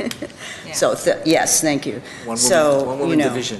And then, I really think in terms of talking, we do have to go back and maybe have a Barbara Goldstein type of presentation that's been updated, how, for those of us who were here, and, we can certainly look at the YouTube video, you will see when you look at that what Barbara was doing, but we should replace some of that and modify it to show things that have happened, like some of the art pieces that we've commissioned and some of the things we envision, rather than just stuff from all over the world that Barbara showed us that she thought was nice. Get some, we should have visuals in this presentation. And do you think it would be possible to take we have four major, on our work plan, we have major categories, to break people out, and maybe each commissioner takes a group and there's just an open discussion with people giving their feedback and talking, or? We can entertain that idea as a I think group. we should think The only about problem that. would be that not everybody would hear about that specific. Well, that's true. I So mean, unless they rotate every Yeah. 5 minutes, like a. Well, there would be a general program and then Oh, and then these go into breakouts. Q&A, okay. Yeah, so we try to cover what we think is interesting to everybody, but I think we'd have to say. Well, yeah, we did that with Barbara, Goldstein. It was very effective. Yeah. Very Yeah. effective to break out into Did they smaller choose groups. what group they went into? Yeah, so you had different groups you could Yeah, go there to, were and so you go, and choices. people So you went actually to the one you're switched. interested in. They Okay. went from one to the other. When they had a question, they could go one to the other and move around. And so after the main presentations, and we should have definitely visuals. Everybody, if you're going to present, you need to have good visuals, make good presentations on each area, and then we can break up. I think that'd be great. Instead of one person talking the entire time and losing people's interest. Oh, yeah, definitely not. I mean, I think possibly if it's not a violation of, the Brown Act, that, the staff can present like, okay, this is where we started, and maybe do a very collapsed summary of, how the plan came about and the tremendous amount of feedback from the public that was involved in the plan. But then also to get into more of, not only where we're going, but I'm trying to think of how to put this. I lost my train of thought, I'm sorry. I'm a little still in Spain. So if we do this, we would have visuals and we would have all of the commissioners be able to speak. Maybe everybody takes a particular issue they want to mention so that staff would do primary presenting, but we could all say, what has been important. We're happy to us. share the glory. Each of you can do a section of it, so. Yeah, I mean, I think we should all jump in and be involved and try to engage the audience too, and take questions. So, And get to know everybody personally. right, yeah, kind of reignite the excitement that we felt the first time around. Okay. Just a time check, because we're pausing 3:30, so. Oh, all right. Oh, we are. Next item. Okay. No, I'm just Quick taking the question. time, letting you know it's 3:30. Question for the website should be done by then. Yes, Yes. Okay. So and if it will be. And the beauty of a website, right, is that you can always add to it and all that, but Yeah. we will. Yeah, if we could roll that we out will- visually. Yeah, and maybe this thing, that's that would be kind of, great. visual, and that would be a big Yeah. part of, I think, what we want to present then too. Yeah, absolutely. We'll make sure that happens, and perhaps we can use the website as a tool in the Yes. presentation. Next item? Great. So this also dovetails into what we were talking about, and Commissioner Oshkan had mentioned to agendize this, but the 2019-20 work plan priorities. Yes. So I think that was part of what we discussed, correct? Yeah, it was. I mean, I think as far as priorities are concerned for the work plan, that, something you've been mentioning a lot is the big iconic art and being able to get a curator in so that we can actually begin to think about having an iconic art piece, right? Yeah, I mean, I think, and I know it's not easy to do RFPs, but I think, we have these 5 areas of engagement, right? That, we have the Glendale Art Walk, we have the iconic art piece. To me, the temporary public art pieces is really, really important because iconic art could be another 5 years before we get anything, right? The museum could be here before we have more of the rights. Those things take a long time. So to really start drawing attention to Glendale, I think temporary art is really going to be, in my opinion, a very, very important thing where we bring big name artists. I think we need several RFPs. I know that those are not easy to do, and they take time because they're crafted so carefully. But to bring big name artists into Glendale, to really to step towards making a Glendale art destination is, I think, the smaller steps are temporary art pieces. And then the big step would be the iconic art piece.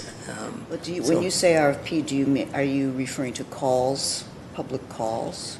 No, sorry, an RFP for a consultant. Oh. Consultant who would be the person who would Curate. curate, would reach out to artists, or if the art consultant wants to do sort of a call, that could be a process. But these kinds of things, the places have to be kind of designated in Glendale that we think art can be placed, temporary artwork, and this curator consultant would go out and find the artists who will draw a big art audience, right? So, it was interesting. I think we mentioned this perhaps last month. We went from our Open Arts Festival here down to Chinatown to several art openings. And the crowd here was not, well, because the event itself was not so much an art event, but more of a music event. But there was a huge crowd that had gathered contemporary artists and art students and scholars, and that we want to attract. So we want to bring the artists that this crowd, the contemporary art crowd in LA, goes to see to Glendale. I think that's really, really important as one of the priorities. To me, that's really important, an iconic part. So there's several things, and also I think we need a consultant to do neighborhood arts, right? So that's been kind of put on the back burner. So my sort of my suggestion is to have all these things working in parallel. I know that it's going to be a little bit taxing on staff to be able to do that. But I think once the process is started, once we have a consultant working on neighborhood arts, we have a consultant working on temporary public art, somebody working on iconic art, these things start moving, and then Jennifer can be overarching kind of guiding the process while all these things are happening. I mean, I would really like to see us to get to that point at sometime, whenever possible. Just for clarity's sake, in regards to the RFPs and as far as prioritizing them, you're suggesting prioritizing the consultant for temporary art versus iconic art? Or like what would the priorities be in regards to RFPs? Well, I think we have the RFP for the iconic art going. I think then my suggestion That's the next step. So what she's asking is, do you want to table that and do temporary art first?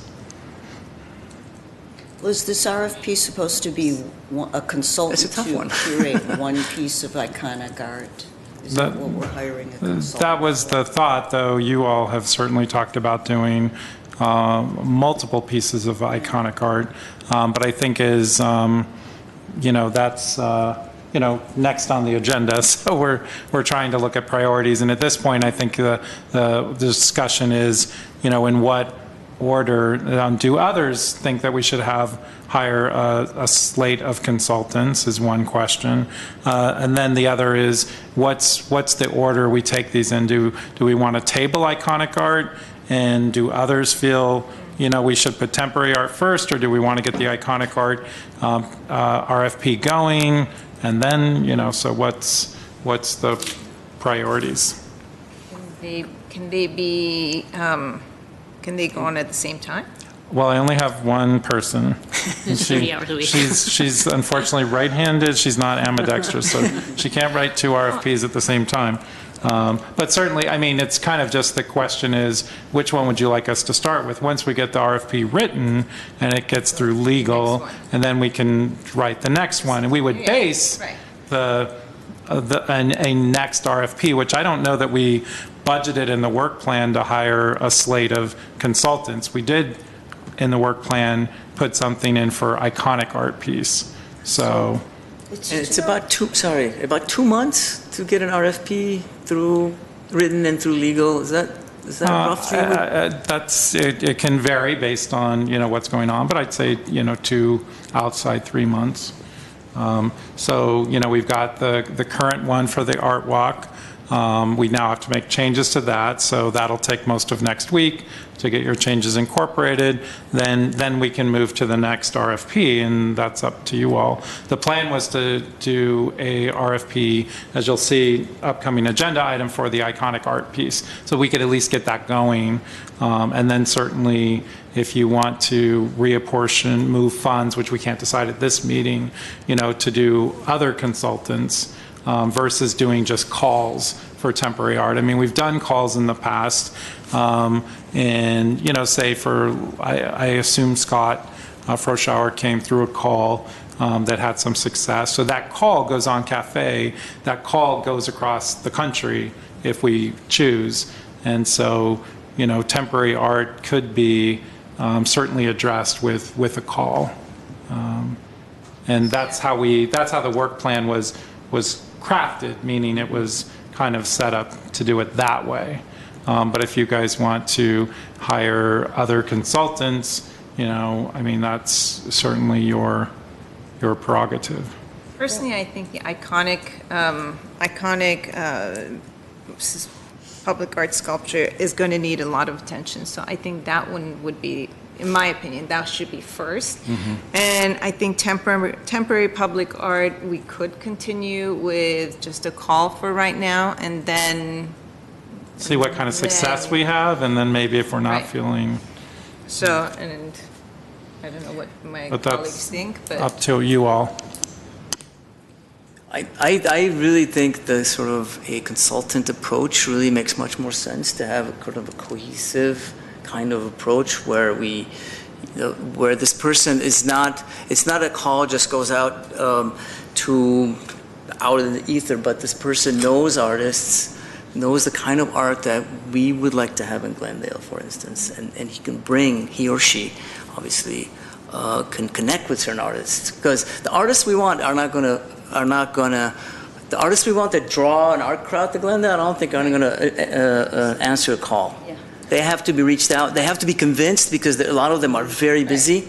They have to be, there's a process, and we have to be able to bring But if them. we're going to select, if we're going to choose to have someone for the iconic or for the temporary, which one do you think? I don't think it's or. I think it's just a matter of priority. I mean, Priorities, I think. yeah, which one goes first? Well, I think you all really are focused on the iconic art, which is fine. Then 2 months later, hopefully we can Yeah. go, because we already have that on the agenda. We don't need to Also, mix things it's too much. taking- So we it's can gonna do the take a while. temporary. If it's going to take a while, might as well get started now so that we can focus on the next thing after the RFP goes. Right. So I'm okay. I'm okay with that. Even though Yeah. temporary art is really important. So, but then we'll have 2 RFPs under our belt, and then the third one will be in 1 week, right? But it seems like, having a slew of consultants that, for whether it's temporary or, a temporary piece can be iconic too.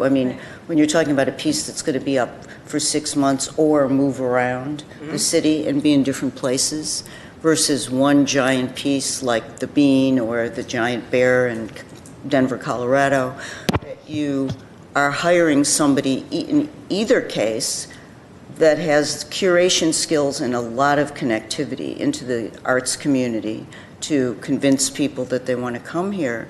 So it just seems like instead of having one person who's like a curator who handles all that, we're hiring a bunch of consultants, and isn't that ultimately in the end more expensive than having, I know it's not easy to get a person on the staff, but it seems like doing all these RFPs for consultants when it's basically the same skill set, whether it's temporary public art or permanent public art, would be satisfied by having a curator on staff, a really qualified, good, excellent curator who, so-and-so went to Glendale. Ooh, just the cachet of getting that person would be, or persons or people would be great.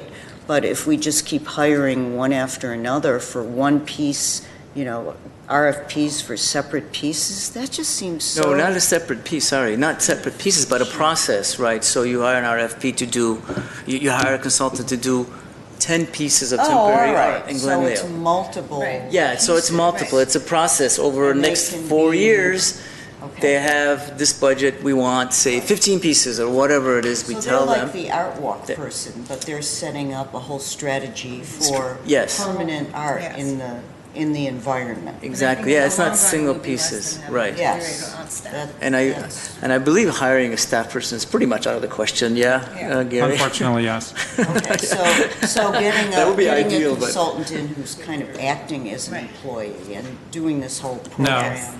Sorry, I'm sorry, I jumped that no, came out really fast. Because obviously, there's labor laws about that. Right.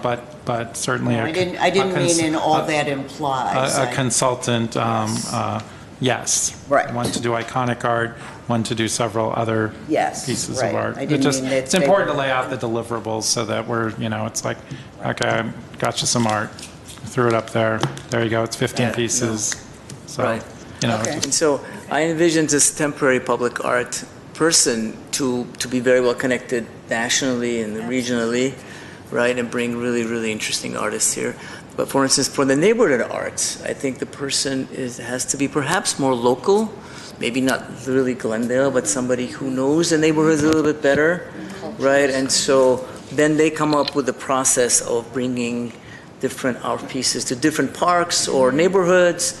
But it's not just one-off. It's a process over the next 2 or 3 years, and selecting that person would be like really important to get the right person to, so that we have multiple things going on at the same time. And if we get to that point where we have these consultants working for us, Jennifer is there managing them, then things will start like happening all the time in Glendale, and it'll be like this kind of critical mass could be built. It'd be like amazing kind of So process. I think we've come to terms with the fact that the number one priority is the iconic piece. Do we all agree Yes. with that? Iconic, and then what would be the second priority would be the temporary? Temporary. And third would be neighborhood. Neighborhood, yeah, I think so. And then Because we There's don't, overlap. events is Also- definitely last because it's already There's happening. overlap there. So unfortunately, again, we're reaching that gray area of, we're not trying to reach consensus here, we're looking for the input.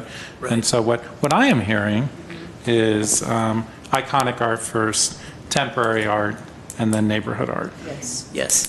And then That's maybe a the record. gateways could be on the ad, because I think that perhaps. Well, that was the iconic art. be the icon. That's location, so that's where apples and oranges now. Okay, that's what's second there. All right, and so then Artsakh Paseo activation is also very important. That could be part of the temporary art, right? 'Cause Right, we mean definitely. to That be- would be the best So that would be where this person could start temporary art. with Ideas. like some really interesting piece, and then go to different places in the We're city. going to need to discuss this with the economic development, right? Because they're already doing these things. Well, I think what they're doing is they're kind of coming up with a design, and then I think they'll say, okay, here is an opportunity for a temporary art piece. Here is an opportunity for Which they'll come to us. iconic art piece. Can you find one for us, and can you fund it? Got it. But they're not going to be saying, we found this artist to fund guys this can do piece, your and you own." guys, Okay. that's So it's the going to be plan. cohesive is the Yeah. the point. Exactly. Okay. So And, we and, need. and we would work in, we would work in consultation with them because, So we have a long way to go So we before we need to can be even ready. do that So- because they've got It's gonna take a to. while. Well, but we need to be ready. When they come to us, It's they gonna be a say, few years. look, we need some art, we need some process, some activation. We need to be ready. We need to have the right people, Yeah. the process We in should have place, the right? process in place. Yeah. Right. Whether it's art maybe it will be, and that would be great, and it would be nice to activate that plaza from fine art perspective, but we should, start to move into the process immediately. And I think we also have to, as part of our priorities, I know this is not a subject that everybody likes to talk about, but I really believe that we have to somehow I'm not saying we make the decisions and we're picking the art, but we have to codify a process as part of our policy-making responsibilities for selection of public art. And we have to move toward, and it was, I don't know, it was in the, it's in the urban art plan to strengthen the Arts and Culture Commission's relationship with City Council as stewards of Glendale's arts and cultural life. And that translates to me into developing a process for how or processes for how public art is selected. And, there's got to be transparency there and consistency. I really believe that. And right now, it appears to me as if there isn't, but I'm saving that for my comment, because I have a comment about it. So, but it's part of our priorities, I think, to become a stronger commission and work more effectively and consistently. That should be a priority for us. So. Okay. Next item. Okay, is that it? No, I had one more thing. One more Okay, go important ahead. thing. Sort of what we talked about so far is kind of bringing art from externally. There's, I think, the internal kind of issue that we have to be better connected with other city entities, right? Because there are opportunities for us to collaborate with other city entities. Parks Commission, for instance, Parks has Fremont Park, pedestals in Fremont Park, but if we were at the table with them, this isn't about us making, impringing on anybody's process, becoming It's about anybody. process. This is about being, offering suggestions, offering alternatives, being at a table where our expertise, not only us, but also the staff, clearly, the library arts and culture staff can make suggestions to different city entities doing art-related things. So like public parks, economic development, obviously we're working with Downtown Business Association, for instance. I would love to see us in some kind of relationship with them where we can suggest some kind of different artists doing the holiday decorations, for instance. It's really important to connect with these organizations and at least be able to be at the table to speak to them. Not in any way expanding. I know there's a big issue of the commission and the commission's role. Not in any way expanding the commission's role, in my opinion, but to be there to be part of the process, to make suggestions, to offer support, to offer funds, for One of the different things processes. that we put in the work plan was that each of us was going to do at least one outreach effort to different targeted organizations. I've done 2 so far, and that was last year, so it doesn't count anymore. But we should all be doing that, going to the Downtown Merchants Association, going to other business associations, and just communicating with them, not telling them we want to boss them around, but telling them what it is the urban art program consists of. And I don't understand what the problem, if there's a legal issue there or any problem with us going out as ambassadors of the urban art program plan and educating the public and organizations, I just would like to understand what that is, because I didn't think there was any. Did you ask permission to go see the Kiwanis? Did you ask permission? Did I ask for, I was invited You to go are- see the Kiwanis by your your private predecessor. citizens who can, do as you so choose. So if we can do this, then we just need to do it. Well, my So point you're is saying- a little different in that I think city entities. I can't just go to a city entity. Yeah, we can't and meet table. with, So for instance, this the is why Parks. I Well, think the Downtown Business Association isn't a city entity. No, we The can meet with Kiwanis private isn't, entities. Right. May I but make a suggestion The parks, for instance, Public Works, Parks, Economic Development, there's the 134 overpass project that's coming up that's a city. So I think there are opportunities there for us to be at the table at least, to make suggestions, to just hear the process. And I know staff is already resource starved, but I think this is a really, really, really critical part of what we need to be able to make Glendale an arts destination. I think that's really important, such that if there are opportunities other places in the city, then at least we can speak to the people responsible for making those decisions. But we had some discussion very early on about having study sessions and having integrated, formalized communication that was within the legal requirements of the Brown Act with other entities in the city, and that has not happened.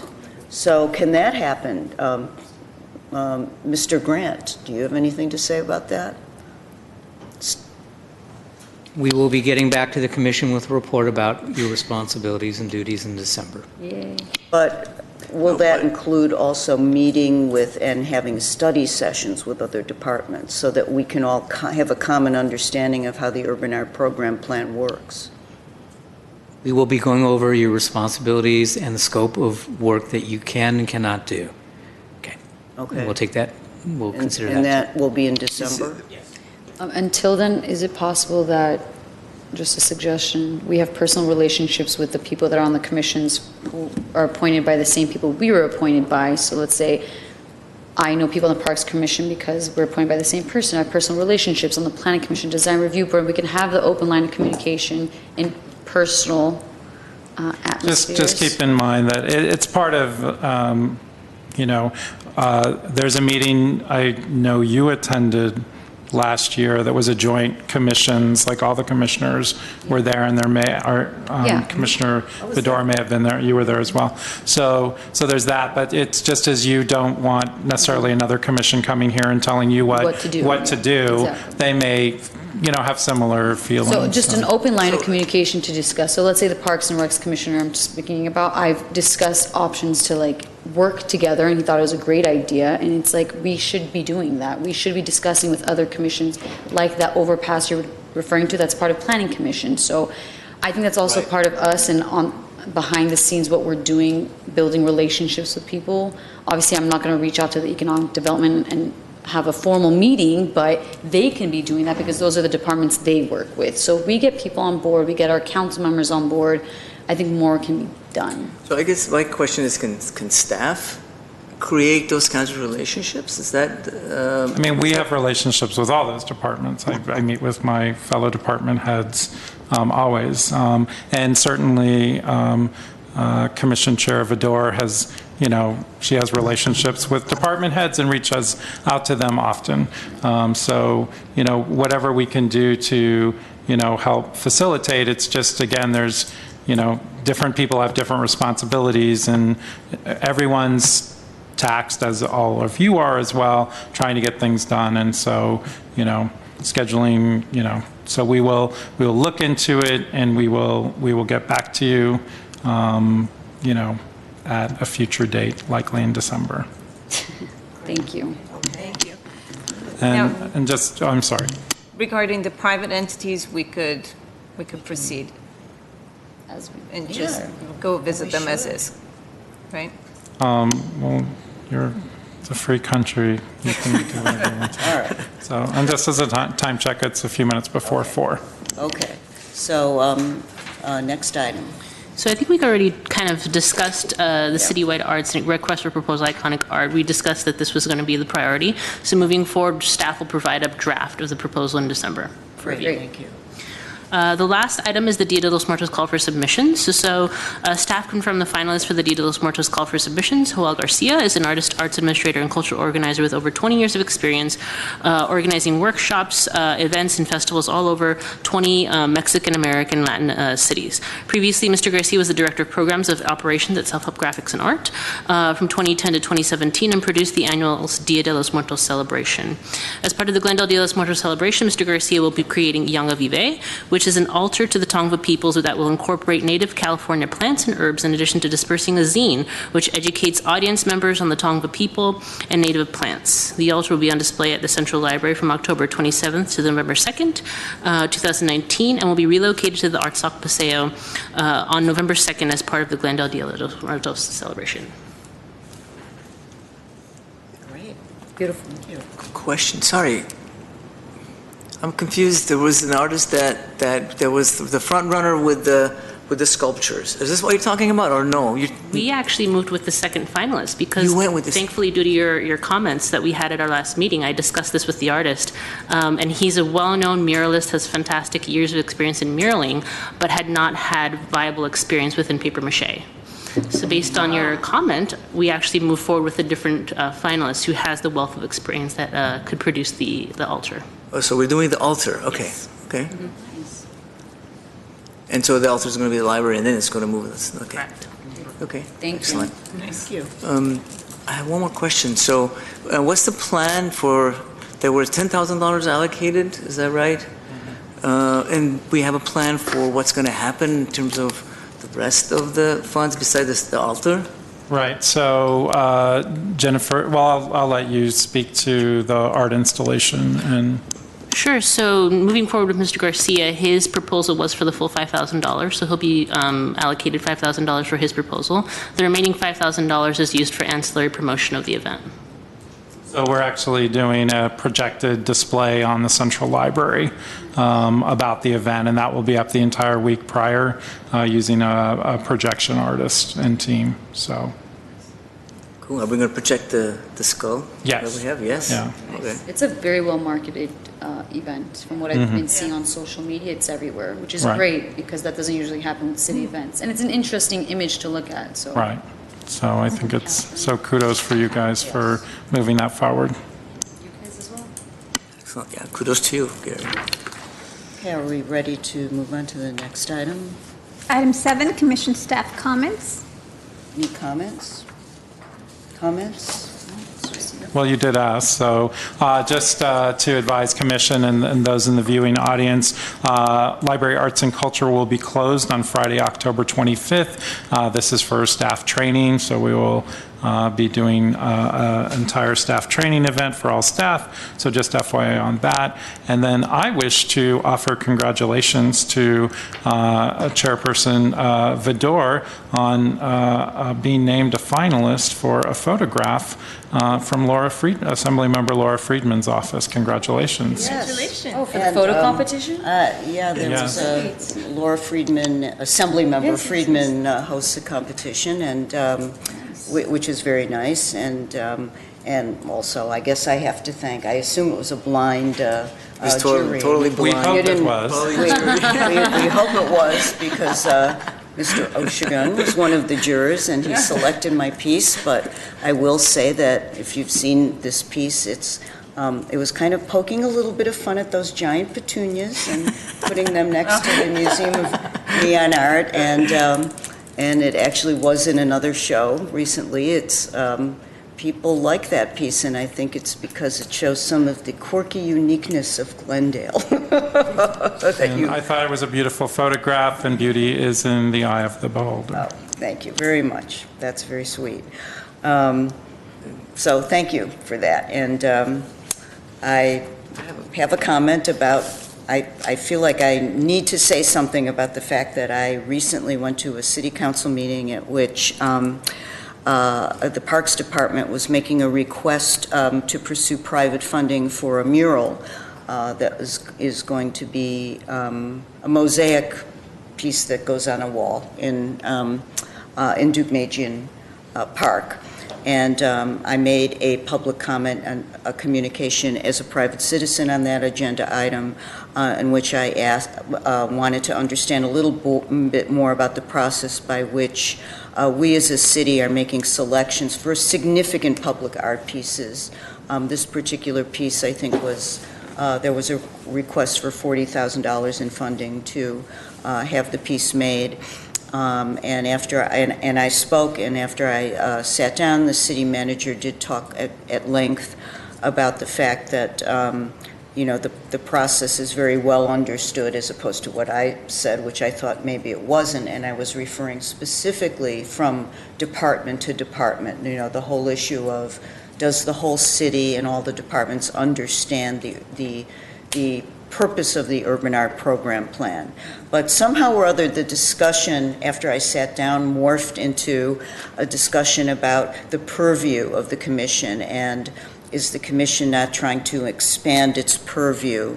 And that was kind of how my question was interpreted. And I wanted to just clarify that that really wasn't the purpose.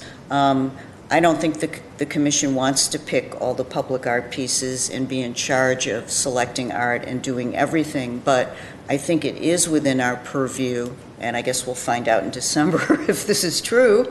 I think it's our purview to come up with a policy that defines how public art is selected, and to put some kind of some boundaries around the way public art is curated in the city, because the call to artists is an RFP process, and we would never go around the RFP process for other things that we secure in the city. That's a very robust, important process in the public sector, and the call for artists is a similar, legally it is it is like an RFP, except the vendor happens to be an artist.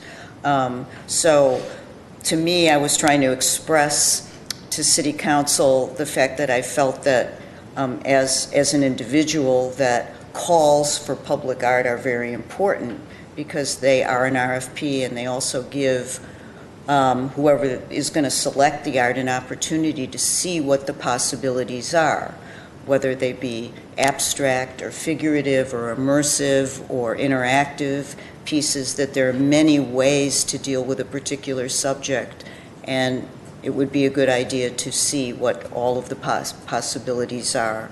But anyway, City Council seemed to think that it was just about us, expanding our power and our purview, and I wanted to make it clear that that's not what I was intending, although it seemed to have been interpreted that way. So if City Council's listening, I don't think the Commission wants to take over. We just want to make sure that there is a very consistent, well-understood policy for how public art calls are conducted. That's it. Thank you. Okay. I have a comment, and can I? Yeah? Yeah. And I'm sorry, I forgot this during the mention this about the RFP process. I guess it's not a question anymore, but could we, well, I guess I can't get any feedback. The evaluation process, the evaluation committee that will be done, so it's related to the selection issue. Could we get maybe a little bit more information of how that's going to be exactly, the selection process for the curator for the RFP? So as Mr. Grant said, in December, they'll be coming to you with kind of looking at how that would work going forward. Okay. Okay. Anything else? Other comments? Comments? Okay. Next item. Item 8, written communications. We have Nothing? none. Item 9, adjournment. We're adjourned. Thank you all very much. Thank you. 403 is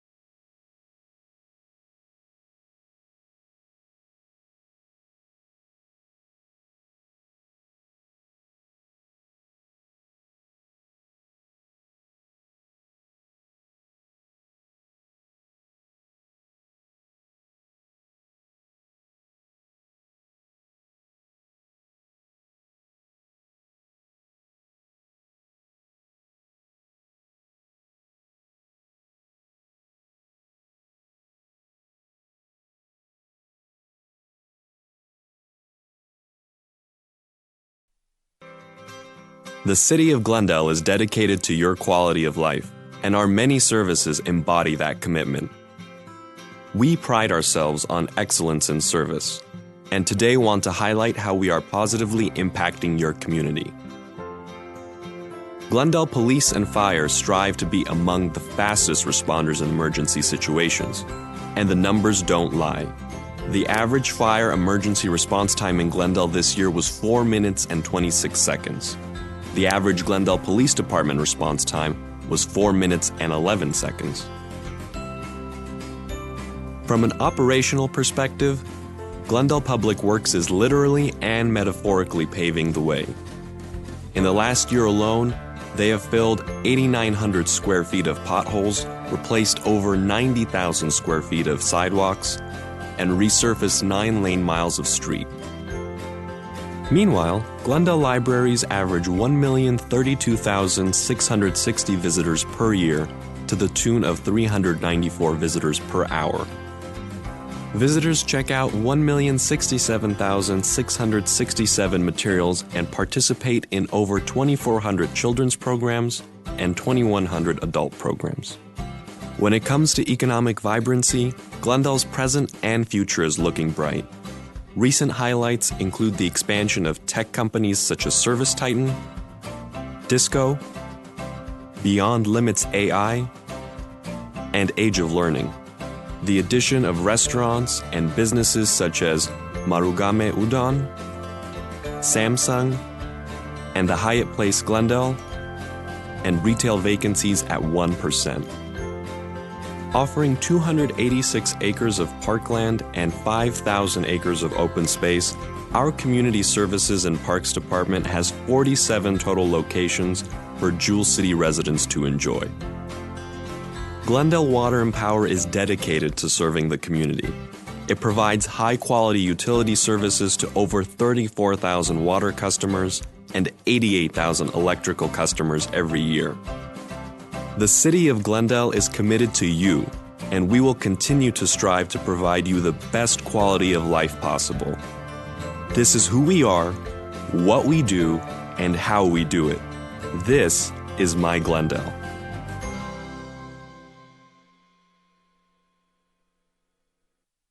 Disaster tips from the objects left behind. My home wasn't insured, but you can check your insurance policy now to make sure you're covered. Oh. My savings are lost, but you can put money aside and plan for unexpected disaster costs. We're lost forever, but you can scan important documents now so they survive. Oh. For more tips on how to prepare, visit ready.gov. Recent wildfires, hurricanes, and earthquakes have been shocking reminders that disasters can strike at any moment. It is our duty as the City of Glendale to provide an efficient, coordinated response to any disaster that could threaten the well-being and health of our residents. Thankfully, the City of Glendale combines proactive measures in an emergency operations plan to save lives and property. Well in advance of an emergency, proactive measures have been put into place to minimize a disaster's potential effects on life and property. We strengthen facilities, abate nearby hazards, and reduce potential damage to both structures and their contents. We also train our personnel in activation and execution should a disaster occur. The Emergency Operations Center, also known as the EOC, is activated as the city's headquarters during times of crisis. Operating under a unified command, critical departments such as police, fire, public works, and water and power gather to share information, coordinate resources, and disseminate updates to the public. When this team is pulled into action, our first priority is the protection of human life. We'll rescue residents, evacuate those in danger, suppress fires, establish first aid stations, maintain order, and provide provisions. Your city staff will work to keep the lights on, water running, and the roadways open. Of course, with life and property on the line, time is of the essence. That's why we've designed our emergency response procedures to be flexible, responsive, and effective. All Glendale employees, for instance, are always on call for a disaster response. We also maintain healthy relations with community organizations, government bodies, and various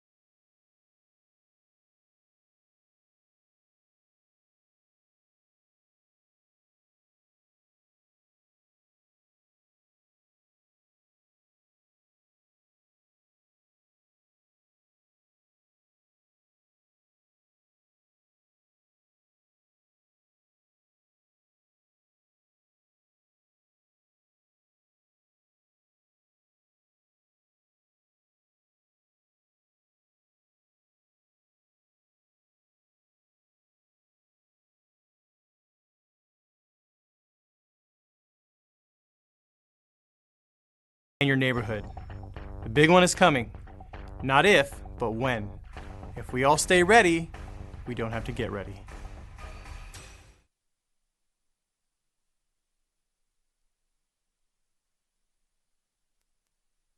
Every home needs working smoke detectors to provide an early warning in case of smoke or fire. You should install smoke detectors in sleeping rooms, hallways, and additional levels of your home. Keep your smoke detector working.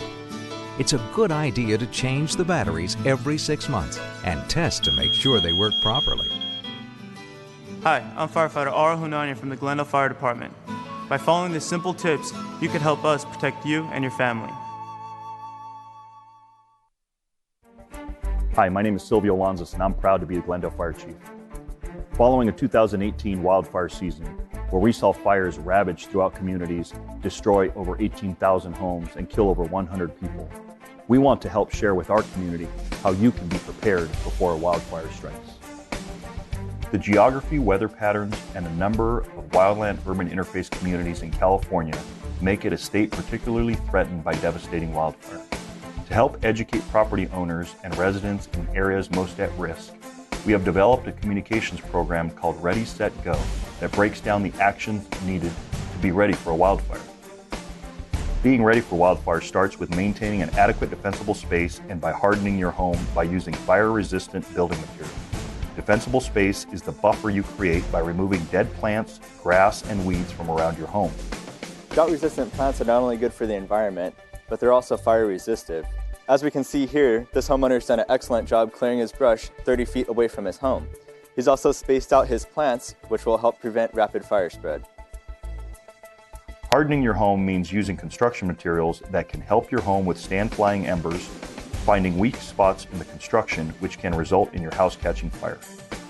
Although large windows like these are absolutely beautiful on a hillside home like this, it can offer a lot of danger during extreme fire conditions because the windows will eventually break, allowing fire to come inside your home. What you can do to prevent that is get some custom shutters, flame retardant shutters, put inside your large glass windows to help keep fire at bay. As you can see, he has good protection overhead in his eaves. However, we do have an opening here from a vent, which should be closed by either a vent screen or a tight mesh. What we have here is bamboo growing into a structure, into an eave. This would be an example of a ladder fuel. Any type of plant that will allow a ground fire to come and use as a ladder to contact the structure, whether it be a wall or an unprotected eave, is not safe in a fire situation. Removing this bamboo, this ladder fuel, would be another example of fire safety. It's essential for a resident to have proper clearance between their home and brush. As you can see in our example here, there are 2 dryer type shrubs close to this house. What this resident could do to alleviate this problem is remove all the brush altogether from their home or create a firewall that would protect their home from the brush if it was to catch on fire. 2 zones make up the required 100 feet of defensible space. Zone 1 extends 30 feet from buildings, structures, decks, etc. Zone 2 extends 100 feet out from buildings, structures, and decks. Flying embers can destroy homes up to a mile from a wildfire. Harden your home now before a fire starts by using ember-resistant building materials. The next step is being set. Before wildfire strikes, it is important that you prepare yourself and your home for the possibility of having to evacuate. There are 3 main preparation actions that should be completed and familiar to all members of your household long in advance of a wildfire. Step 1 is create a wildfire action plan that includes evacuation planning for your home, family, and pets. Step 2, assemble an emergency supply kit for each person in your household. And Step 3, fill out a family communication plan that includes important evacuation and contact information. The last and most important step is go. Remember, when immediate evacuation is necessary, follow these steps as soon as possible to get ready to go. Review your evacuation plan checklist. Ensure your emergency supply kit is in your vehicle. And locate your pets and take them with you. For more information on how to be wildfire ready, visit our website at glendalefire.com and readyforwildfire.org. And for up-to-date information on our fire department and ongoing incidents, visit us on social media at Glendale Fire CA.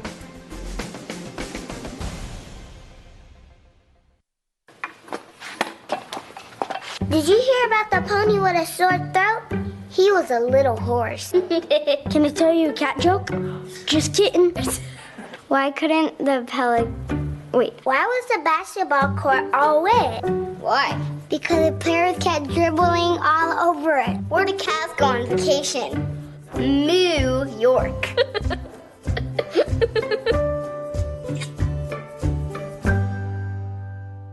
So who's going to do what? I'll pack the dead batteries. Great.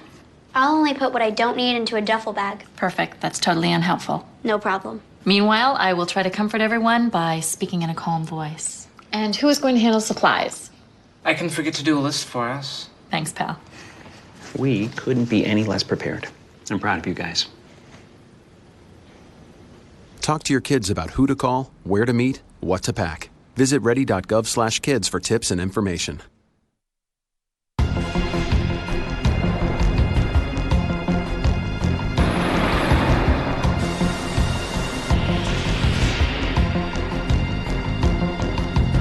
A disaster can strike at any time. Being prepared beforehand can help you and your family survive. Here are some tips to help. It's important to have an emergency supply kit readily available. This kit should be tailored to your specific daily living needs and responsibilities and be enough to sustain your family for 7 days. Some important items to consider having in your kit include water, non-perishable food, flashlights, first aid kit. It's also important to have a plan. Discuss the types of disasters that could happen and what you would do. Pick 2 places to meet, right outside your home, outside your neighborhood in case you cannot return home. Plan who to contact first in case your family is separated. Familiarize yourself with where your home's water, gas, and electricity shutoffs are. Sign up for emergency alerts and warnings by visiting glendaleca.gov/emergency communication. Have a list of shelter locations in your home, place of employment, or other locations based on the type of hazard.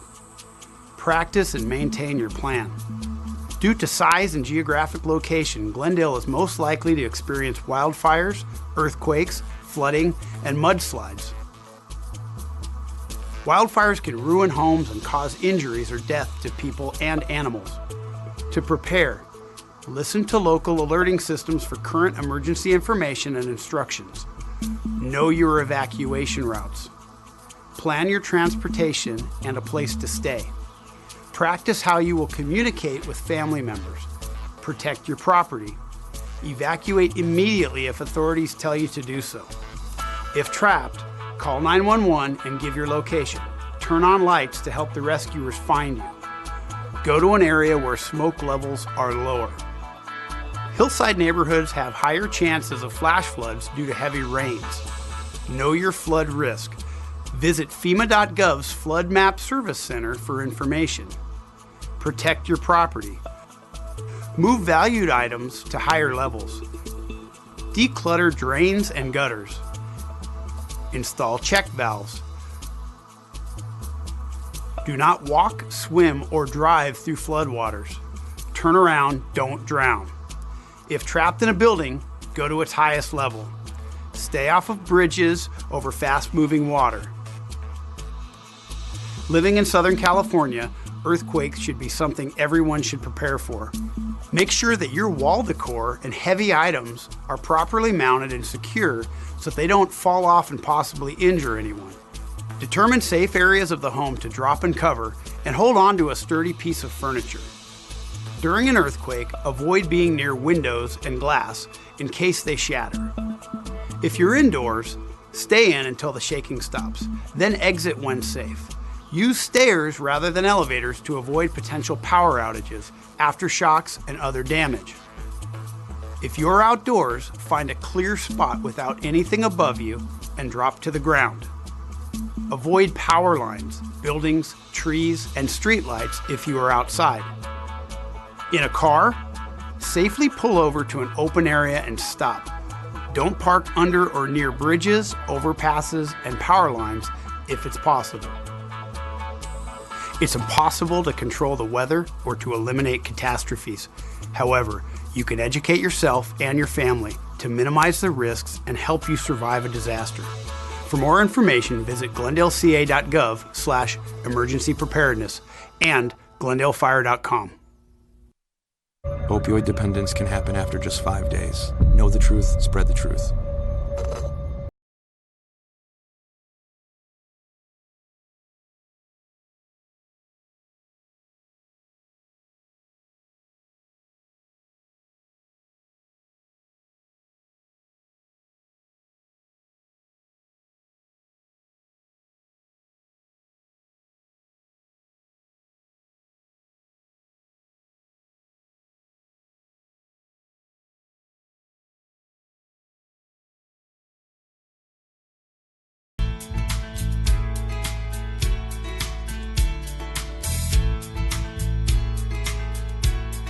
Hi, I'm Yasmin Beers, City Manager for the City of Glendale.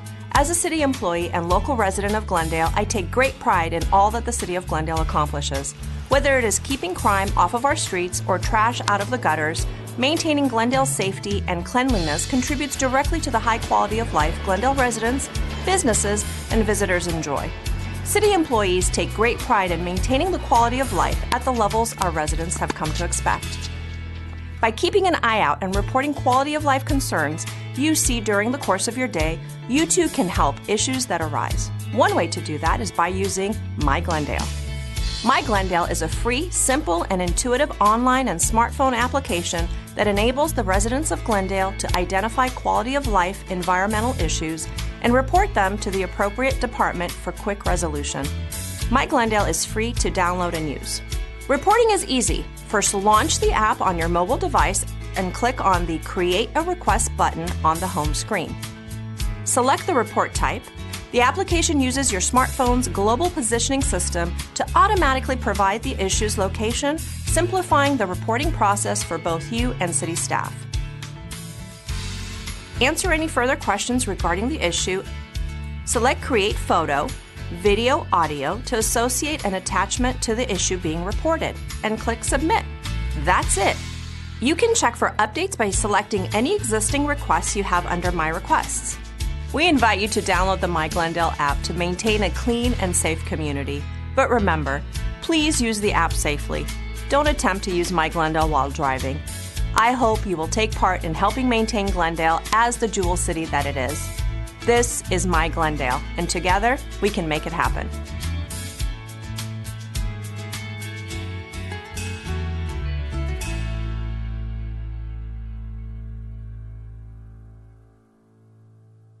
I am a bully. That's right, I don't look like one. I didn't even know that I was. I didn't really do anything wrong. I wanted to make my friends laugh. I didn't shove her in a locker or knock her books out of her hands. And every time I called her my friends would giggle. I was just teasing her a little. Everyone does it. So I kept doing it. Even if it was a little meaner. My friends thought it was awesome. So I thought it was awesome too. I never meant any harm. I felt powerful. Not really. It was fun to be in control. I was admired. Then she dropped out of school. Her parents moved her away, and I was like, for what? They said people here had mistreated her. I was like, who? I didn't know I was a bully. I didn't know I was a bully. But I am. Who are you? I am not a bully. I am not a bully. I am not a bully. I am not a bully. Yo no soy un bully. Are you? Are you? Are you?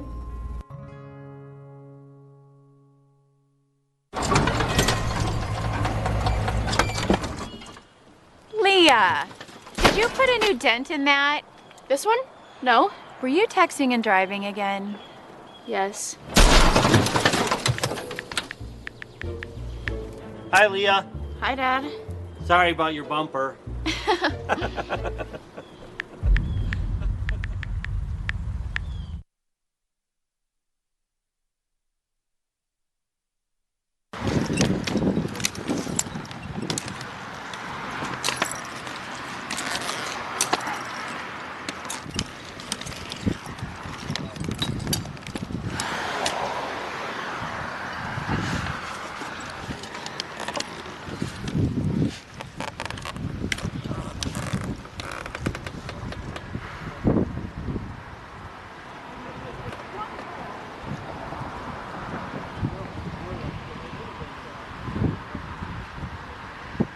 New message. Department of the Social Security Administration. The reason of this call is to inform you that your Social Security number has been suspended for suspicion of illegal activity. If you do not contact us immediately, your account will be deactivated. For more information about this case file, press 1 or call immediately our department number.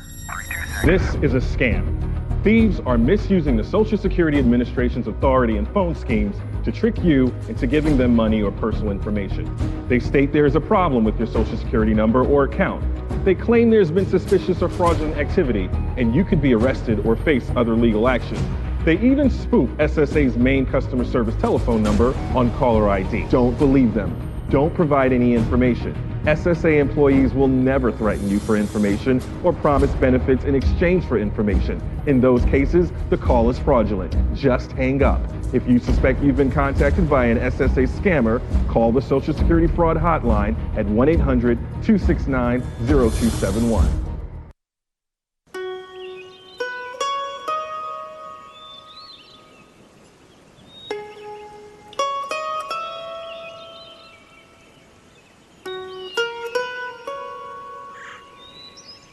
Located in Glendale's Verdugo Woodlands neighborhood at the base of the Verdugo Mountains lies one of California's most historic landmarks, the Catalina Verdugo Adobe.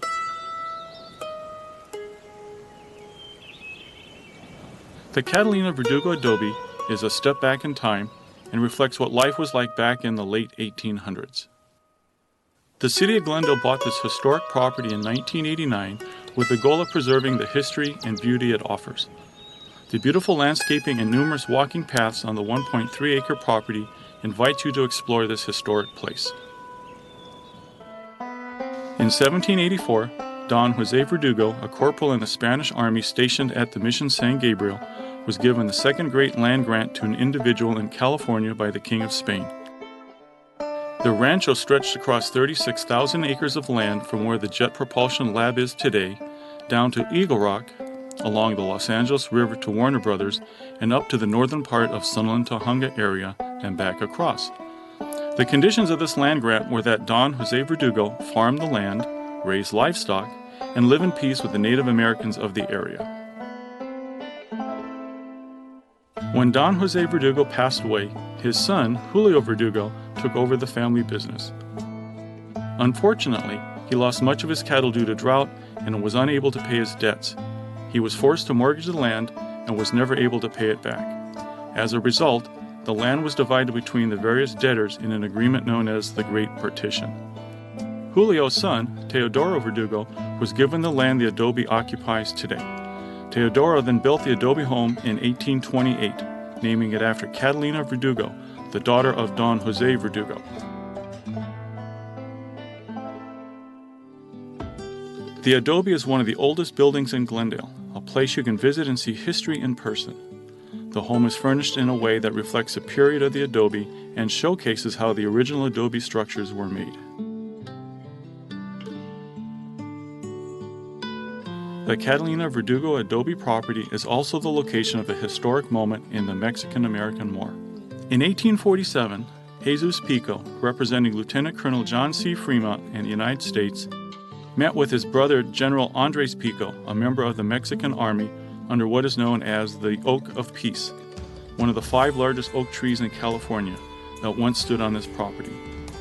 It was during this meeting that the brothers negotiated a peaceful resolution that would end the war between the United States and Mexico. Although